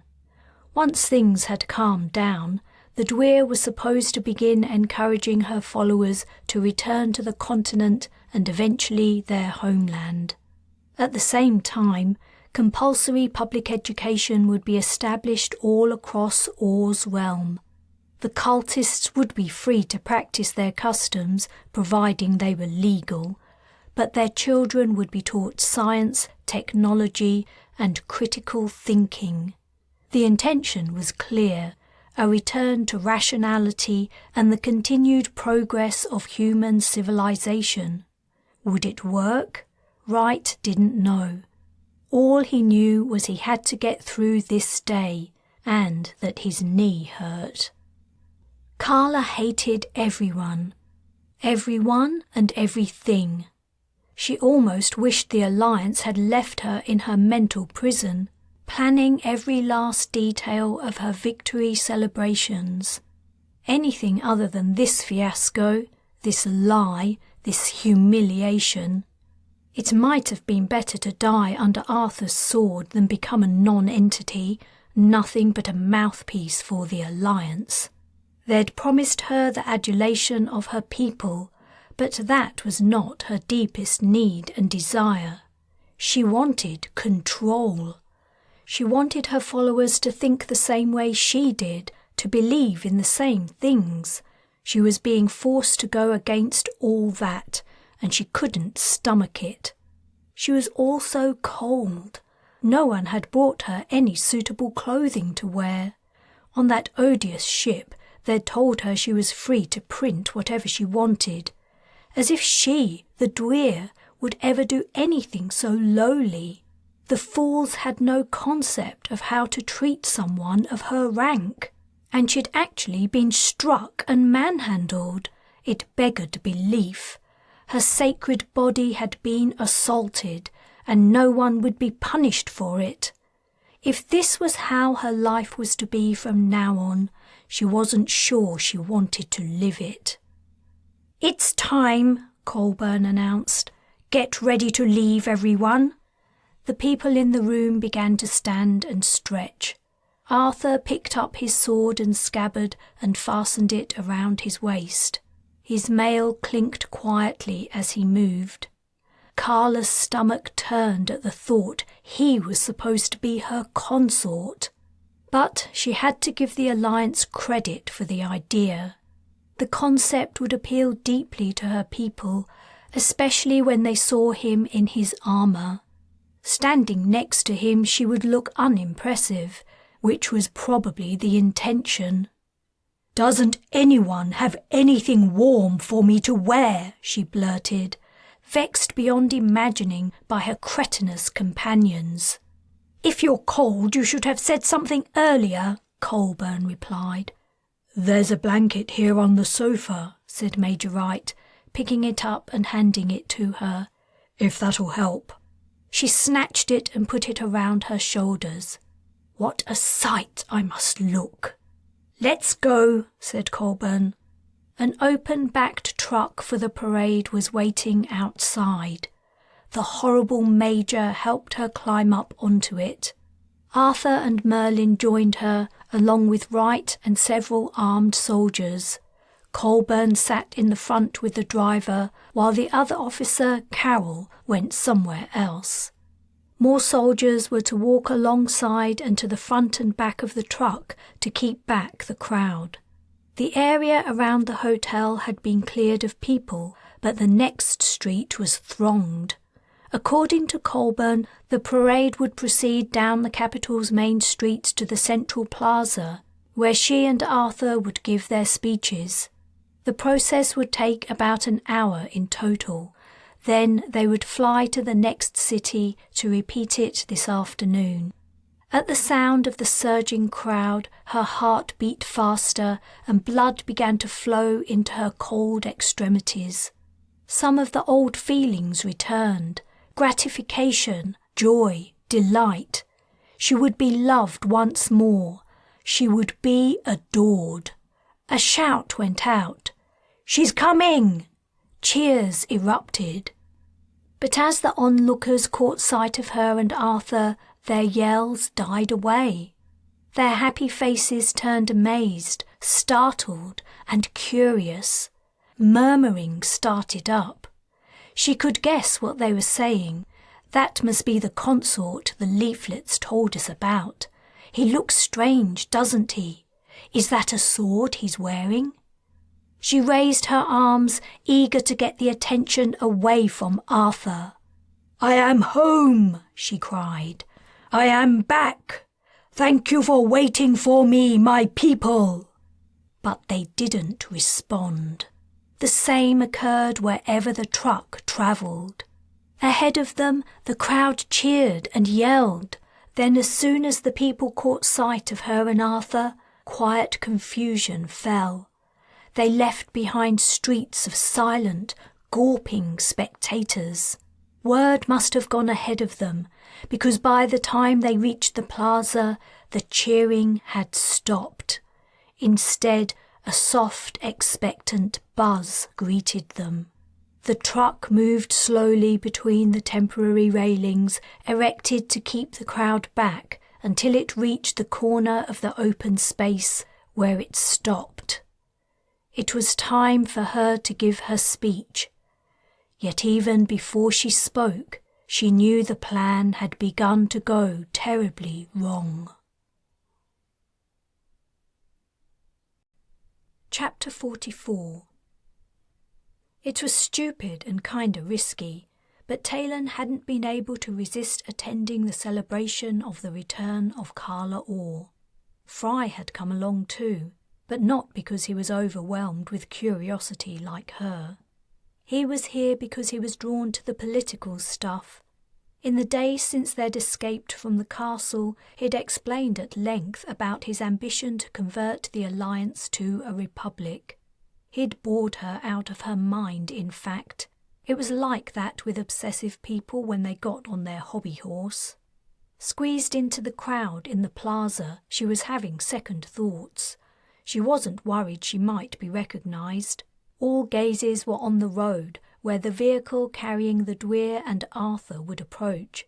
And if someone did recognise her, so what? The Alliance had won. She shouldn't be in any more danger. But she could barely move, and she'd quickly been reminded of how, at times like these, Crusaders would go wild. They were hard to be around at the best of times due to their weird beliefs and ignorance, but when they were off their faces on booze and drugs, they could be unbearable. As soon as Orr had given her speech, she would leave. Fry could stay if he wanted, and she would meet up with him later. She was curious to see Arthur too. The posters had said the Dwyer's consort would be with her, a once famous king of the Britannic Isles who had returned from the dead. She'd snorted through her nose with laughter when she'd read it. She, more than most people, knew the bit about his resurrection was true, but she'd laughed at the idea of him and Carla Orr hooking up. Arthur would be mortified at the idea, and she guessed Orr would be outraged. It was all a ruse to trick the Crusaders into accepting the new regime, and it might well work. The crowd was growing quieter, and she didn't know why. She could see right down the street, and there was no sign of the truck. Even if there were, she would expect the noise to increase, not go down. "What's happening?" she asked Fry, who was crammed against her.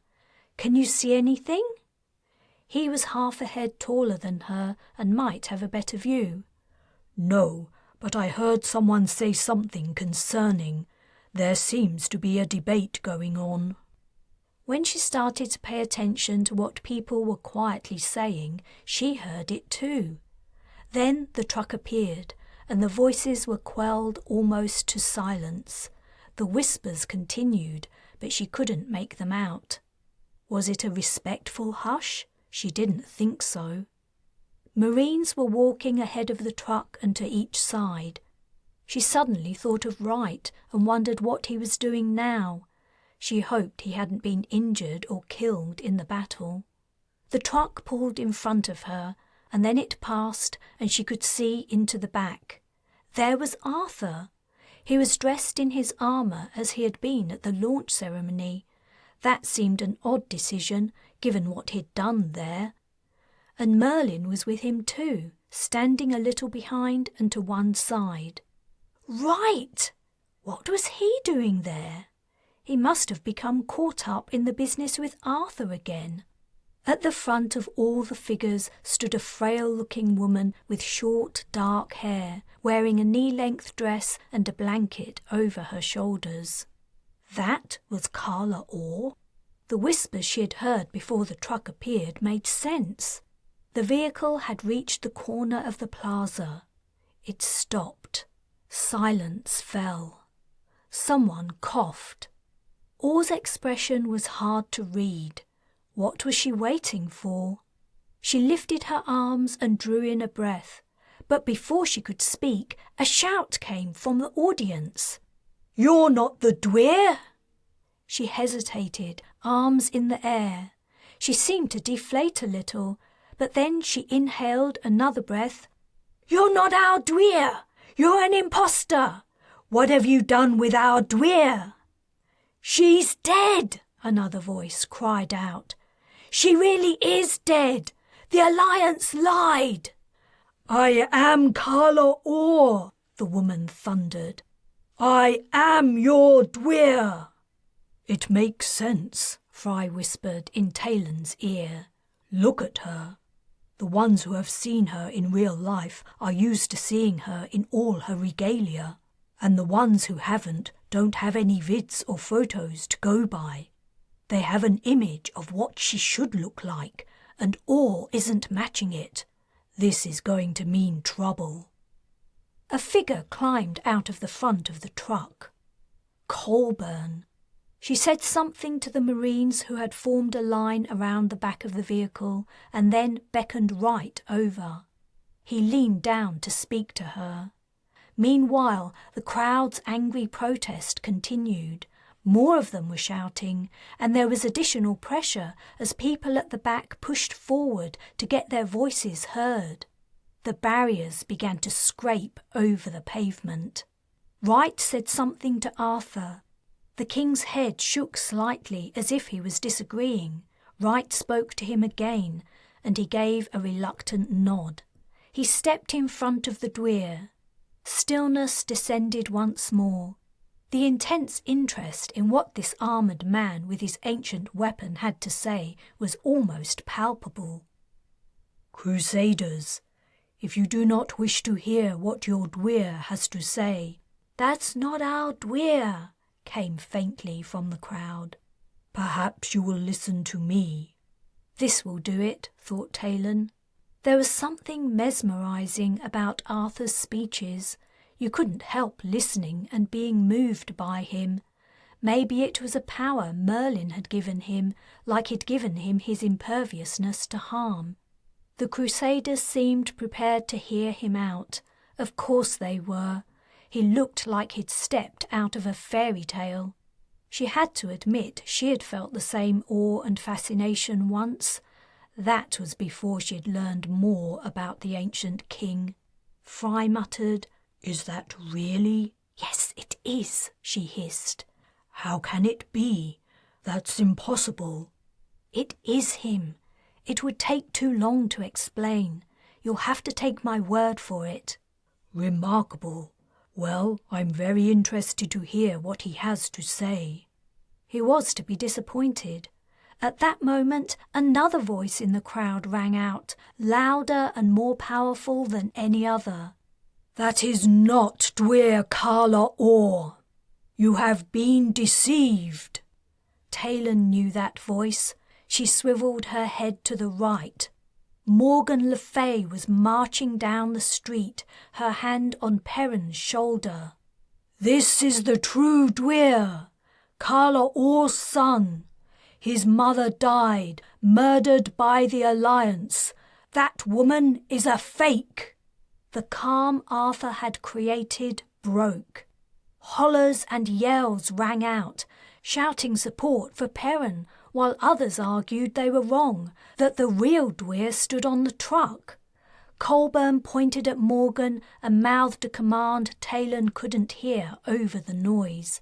6 Marines ran out from the rest, heading for Morgan and Perrin. People surged forward, the barriers broke, and the onlookers who had been standing at them toppled to the ground. The horde burst into the empty space, trampling those beneath them. The remaining Marines forced the people back with their guns, creating a narrow but open corridor. "We need to get out of here," Taylan exclaimed, bracing against the buffeting. "No," Fry protested. "No, we need to stay." "We'll be killed, you idiot. The Marines will start firing, and we look like Crusaders." "Then let's get to the back and watch. We should be safe there." Taylan wasn't convinced, but she did want to see what happened. She pushed against the flow until they reached the edge of the plaza. People had formed a wall around Morgan and Perrin, protecting them from the advancing Marines. They were ordered to move out of the way. When they didn't comply, a round of shots was fired over their heads. Still, they didn't move. The Marine officer gave them a last warning. A second later, they fired. The Crusaders facing them crumpled and fell, but more took their places. Taylan glanced up to see what was happening on the truck. The back of it was now empty. Orr, Arthur, Wright, Merlin and the others were running up the steps of the government building. When she looked back to see what was happening in the street, Morgan and Perrin had been seized. Crusaders threatened to attack, but the mean end of a muzzle in their faces soon silenced them. The Marines dragged the two captives along the protected corridor and up the building steps. When they disappeared into it, the remaining Marines broke formation and also ran for the steps. "We have to get in there," said Fry. "No, we don't." But somehow Taylan knew that was where they were going. Chapter 45. "I tell you I am Hans Jonter, former head of the Alliance Secret Intelligence Service. I demand you let me and my companion in." The man's voice was so loud it thundered down the corridor.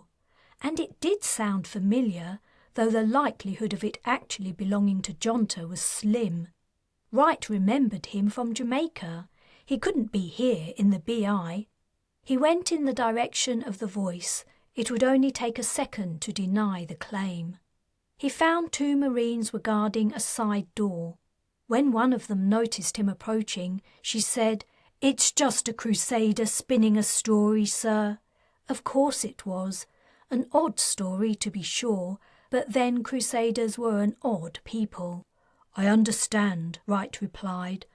"I just want to check for myself." The other Marine, who was blocking the entrance, moved to the side. Wright locked gazes with the man standing on the step. Shit! It really is him. "Mr. Jonter," he spluttered. "You!" Jonter yelled. "I remember you. You're the officer I asked to pass on my message. The officer who didn't pass on my message. Do you have any idea of the problems you caused me? You nearly got me." Wright wasn't listening to him anymore. He'd seen who was with him. She didn't look surprised at the sight of him. She must have known he was here. "Taylan," he breathed. Then, snapping out of his shock, he said to the Marines, "I know both these people. They can come in." "About time," said Jonter, stepping through the doorway. Taylan followed. The Marines returned to guard duty outside, where Crusaders gawped and jostled each other, trying to get a better look at the people being allowed into the government building. For the moment, the crowds were too confused and disorganized to be a real threat, but the situation was volatile. Enough of the EAC military remained at large to mount an attack and retrieve their dweer, whichever one they thought was genuine.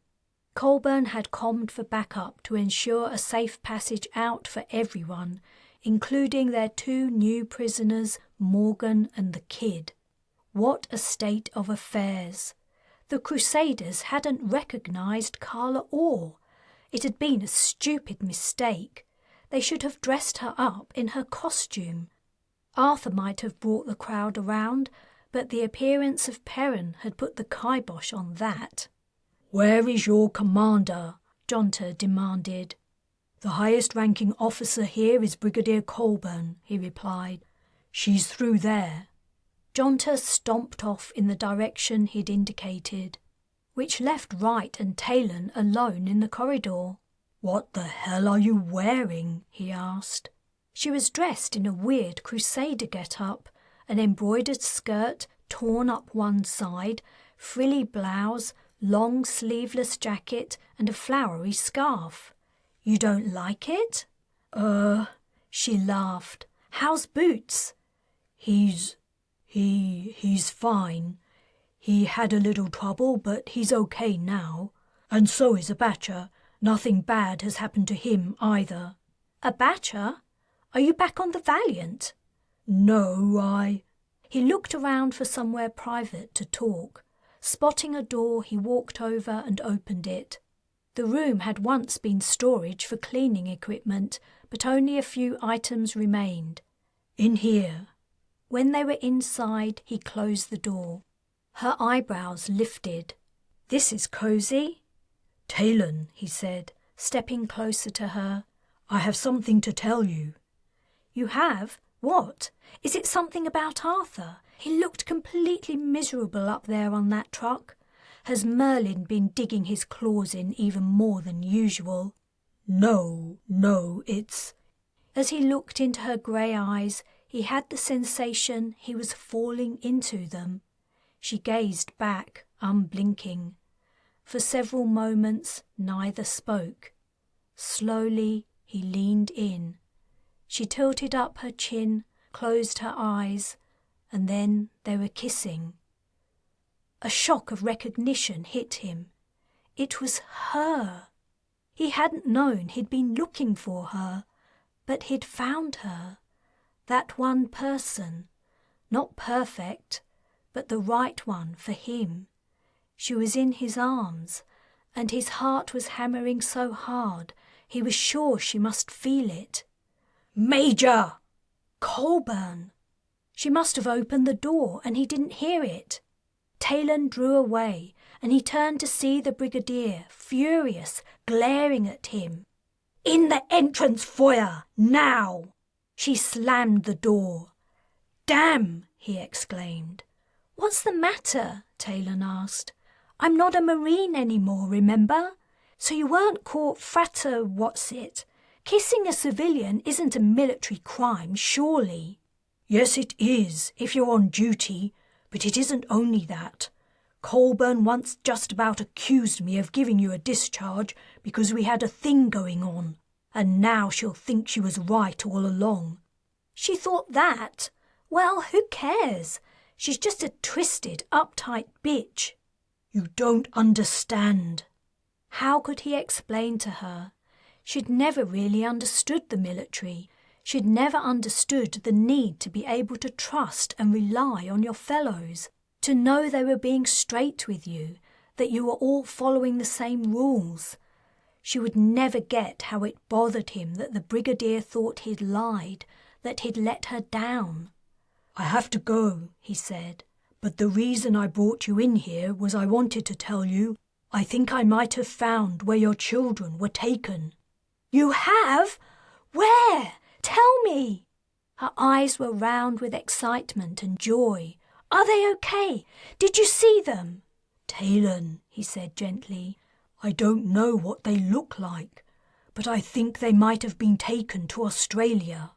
In as few words as possible, he told her what he and Abacha had seen in far north Queensland. As he spoke, her face turned stony. "The Australian authorities are searching for them right now," he continued. "All the children. The smuggling operation has been going on for a while. It has to be somewhere remote, they think, and the area they're searching is sparsely populated, so—" He took in her expression. "What's wrong? I thought you'd be happy." "You mean," she said between her teeth, "you mean you had a chance to find out where the Crusaders were taking the kids, and you didn't follow up? You left them there?" "We couldn't go any farther. It was impossible." "How could you? How could you come so close and then just abandon them? How?" Her chest was heaving and tears were filling her eyes. "My poor kids! Somewhere out there in the wilderness. I'll never find them now." She put her hands to her face and her shoulders shook. "It isn't like that. It didn't happen how you think it did. And the Australians will find them. They're bound to, and soon, I promise." But she was inconsolable. "Taylan, I'm sorry, but I have to go. Stay here, and I'll be back as soon as I can. Then we'll talk, and I'll explain." The shame that had hit him when Colburn had caught them kissing was nothing compared to the wretchedness he felt when he left Taylan crying. Chapter 46. Carla Orr was having another tantrum. "I insist you bring my son out to me now, or the deal is off. I won't do another thing for the Alliance, and every chance I get, I'll encourage my people to rise up and take back the Britannic Isles." You won't get many chances, Colburn commented dryly. If you don't do as we say, you won't live long after your trial. Orr whirled to face her. Shut up! Your opinion is irrelevant. I demand to speak to your Prime Minister face to face, and I'm not moving from this spot until I do. In the entrance lobby, as well as Colburn and Orr, were Jonta, Merlin, Arthur, and a handful of Marines. Wright guessed Morgan and Perrin had been locked in a room somewhere else in the building. I wasn't aware you'd done anything for the Alliance yet, said Merlin smoothly. As I recall, you didn't give your speech. Your people didn't believe it was you. I would say you aren't in any position to be dictating terms and conditions. You're nobody. She clenched her hands into fists and spat, white with rage. I am not nobody. Bring me my son. Merlin's words were the most Wright had heard him say in public since he'd re-encountered the alien. Your son, though a child, Colburn said, is a prisoner, and he will remain in captivity until his role in the EAC is investigated. I would have thought his role was obvious, said Merlin. He acted as the Dwyer, therefore he is responsible for all the actions of the EAC since he took over the role. Wright wondered why he was sticking his oar in. He seemed to be enjoying himself, winding Orr up unnecessarily. Colburn shot an angry glance in Merlin's direction. Was he responsible for Orr's furious state? Had he been winding her up in this manner for a while? He's just a boy, Orr protested. He was stolen from me by Morgan, and she's been using him ever since. Arthur, who had been standing with his head down while the argument was going on, looked up and said, Perhaps we should reunite the mother with her child. Morgan Le Fay is deceitful and manipulative. She is the instigator of evil in this world. That's right, Orr exclaimed. She's been behind everything I've done. It was her who gave me the ideas for the EAC. It's been her teachings I followed. And when I released her, she took over. Then she pushed me aside because I wouldn't allow her to control me. That was when she put me in a coma. And now she's using my son. Neither he nor I is responsible for... She faltered to a stop. Oh, please, said Merlin. Which is it to be? Are you the Dwyer, leader of your people, or are you not? You're going to blame everything you've done on someone who was trapped within the earth for thousands of years? You, Orr yelled. It was you who put her there. You are the enemy she fears. Then you must be able to destroy her. Why would I do that? He asked sardonically.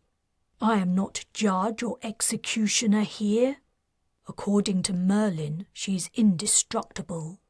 It was the first time Wright had spoken since arriving in the room. Orr's words had reminded him of the time when the alien had commented it would be easier to kill a rock than Morgan. Then he can lock her away somewhere again, said Orr. Preferably forever. Nor am I a jailer. But you were once, so you can be again. Orr paused and swallowed before addressing Colburn. That's the solution, isn't it?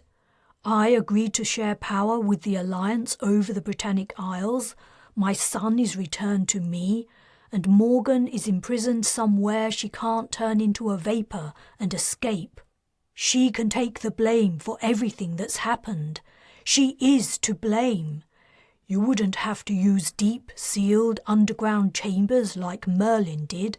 You could put her into an airtight container at the bottom of an ocean where she could never be found. Colburn's expression betrayed her horror at the punishment Orr was suggesting, but she only said, All decisions regarding what is to be done with Perrin Orr and Morgan will be made at a later date. For now, we will await reinforcements to facilitate our transfer to a safe holding point. Wright, I want to speak to you." He followed her to a corner of the hall. "Major," she said in a low tone, "I'm finding it hard to come up with the words to express how disappointed I am in you.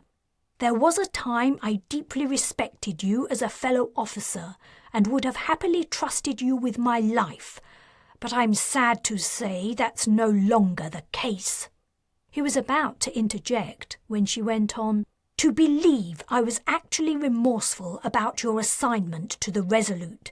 I regretted the repercussions of your mental health assessment and arranged a bachelor's transfer to your boat so you would have a familiar face around.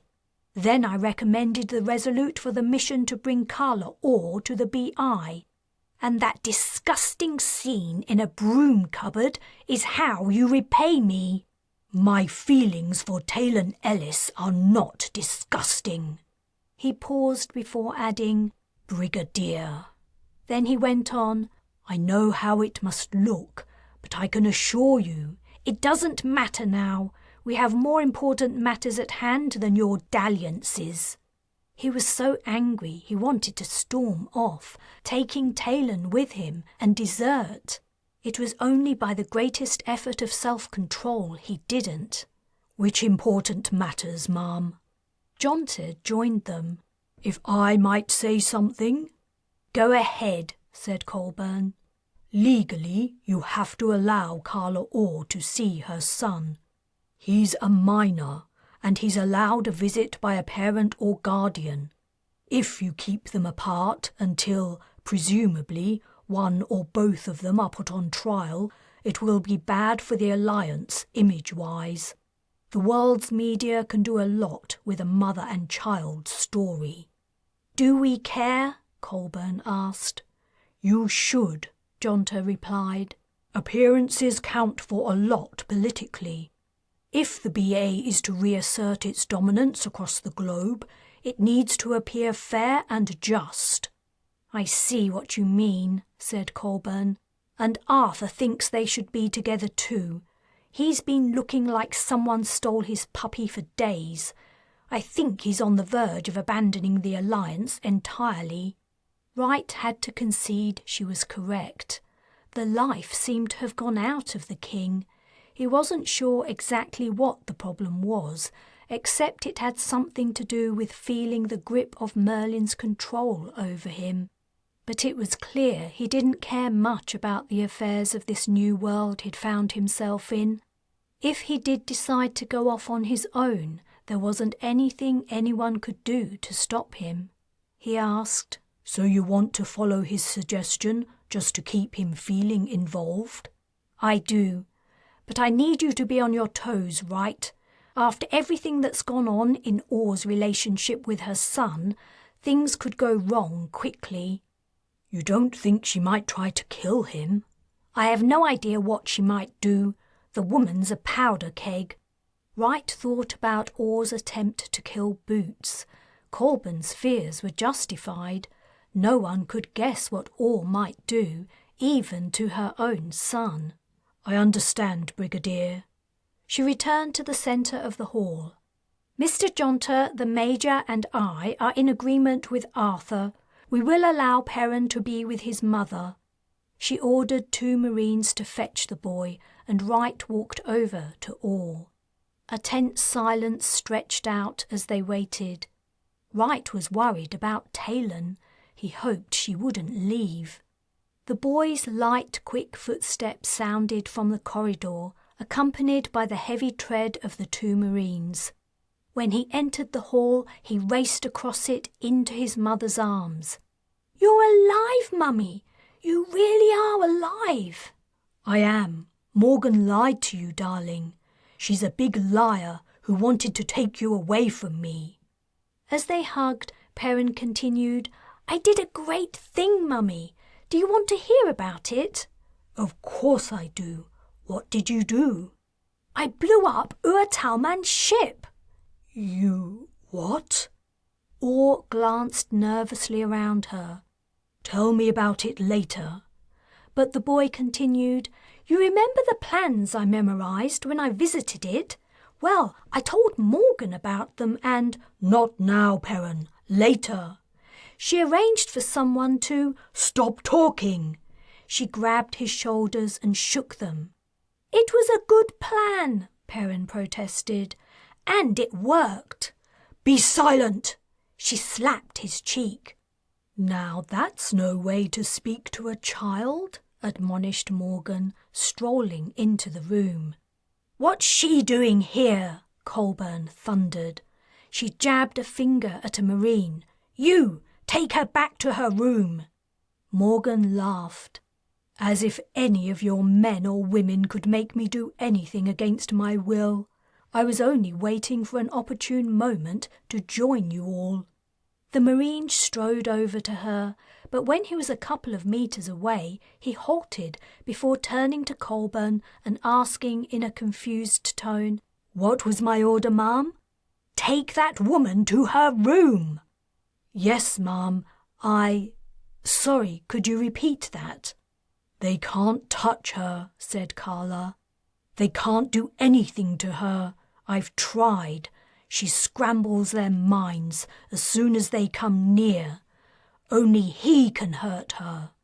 She pointed at Arthur. "Kill her," she ordered. "Kill her.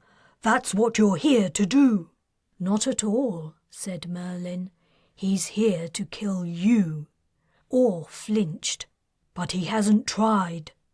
"Not yet," the alien replied, malevolence lacing his voice. "No one is going to kill anyone," said Colburn firmly. "But why is he here to kill me?" Orr asked. "Why? It doesn't make any sense. Why should he come back from the dead to murder someone living thousands of years in the future from his time?" "It's because you took the Britannic Isles," said Arthur. "But I do not wish to kill you, Carla Orr. I do not wish to kill anyone. I am feeling old and tired, and I have done enough killing in my life." Orr didn't seem to be listening to him. Her head was bent and her brows knitted, as if she were trying to figure something out. She looked at Morgan. "I am of your line. That's what you said. Your blood runs in my veins." "Then you're part alien," said a new voice. Taylan stepped into the room. Her eyes were red with crying, and she looked utterly ridiculous in her Crusader gear, but Wright's heart leapt at the sight of her. "Morgan's the same kind of alien as Merlin," she continued. "And if you're descended from Morgan, you must be part alien." "Taylan Ellis," said Orr. "You're the other one who can hurt me." Her gaze travelled from Talon to Arthur. "There's something strange happening here." "You're right." Merlin's expression was full of delight. "The patterns are converging. There will finally be an outcome, Morgan. Hopefully not the one you think." She scowled at him. "If these two can hurt me," Orr said to her, "and Merlin can hurt you, who else can hurt you?" Morgan's scowl faded and began to turn into something like fear. "It's obvious," said Talon. "Yes, it is," Orr announced triumphantly. "This isn't fair," Morgan shouted at Merlin. "You broke the rules. You told her." "I did nothing of the kind," he replied. Orr snatched Wright's beamer from its holster, aimed and fired at Morgan. The shot went wide.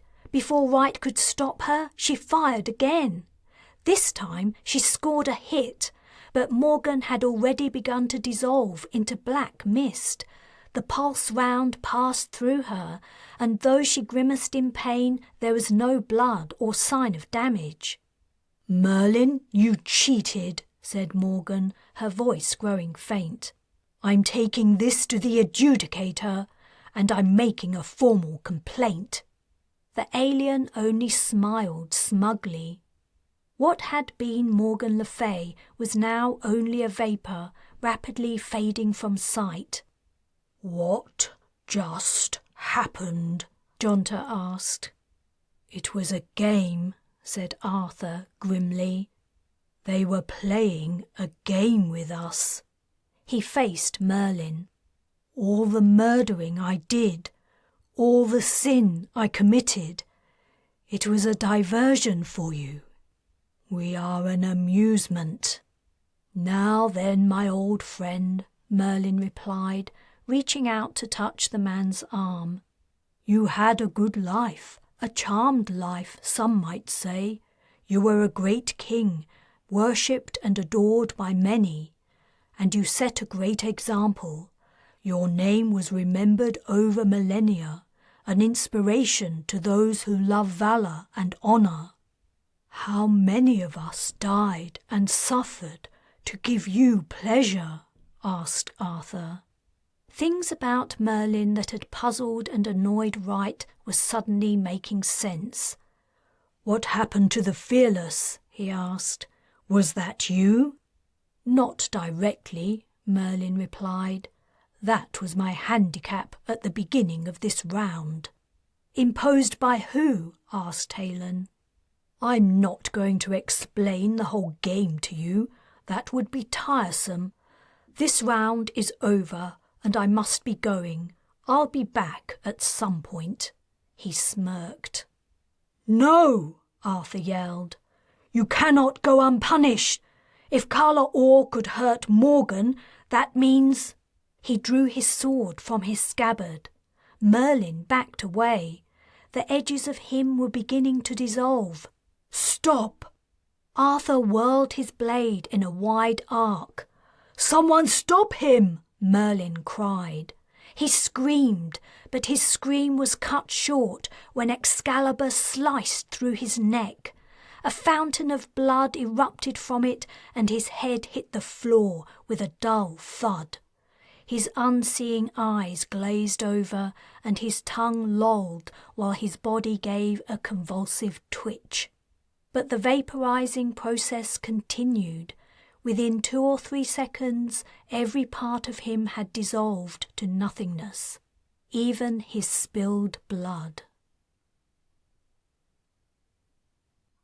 Chapter 47. Talon watched the heli land in the plaza. The Crusaders had cleared out of the way pretty quickly when it began to descend. When it was down and its rotors began to slow, Marines poured out of it. "For the last time, come with us," said Wright. He looked so upset, she felt really bad. "I can't. I'm sorry. I just can't. Even if Colburn would let me, which she won't." The Brigadier was watching them from inside the building as Talon and Wright stood in the doorway. "I can bring her around," said Wright. "I have to explain to you what happened in Australia." "You've already explained, and I understand." He'd told her how he and Abacha had been forced to turn back because they had no water. She did understand, kind of. She sighed. "It's like, I understand here," she touched her head, "but not here." She pointed at her heart. "I get it," he said. "I only thought if you heard the details." "Don't worry. I don't blame you." He didn't look convinced. "And now I know the country they were taken to," she went on, "I might be able to find them." "I might see you there. I'm going to ask permission to join the search." She looked at him sadly.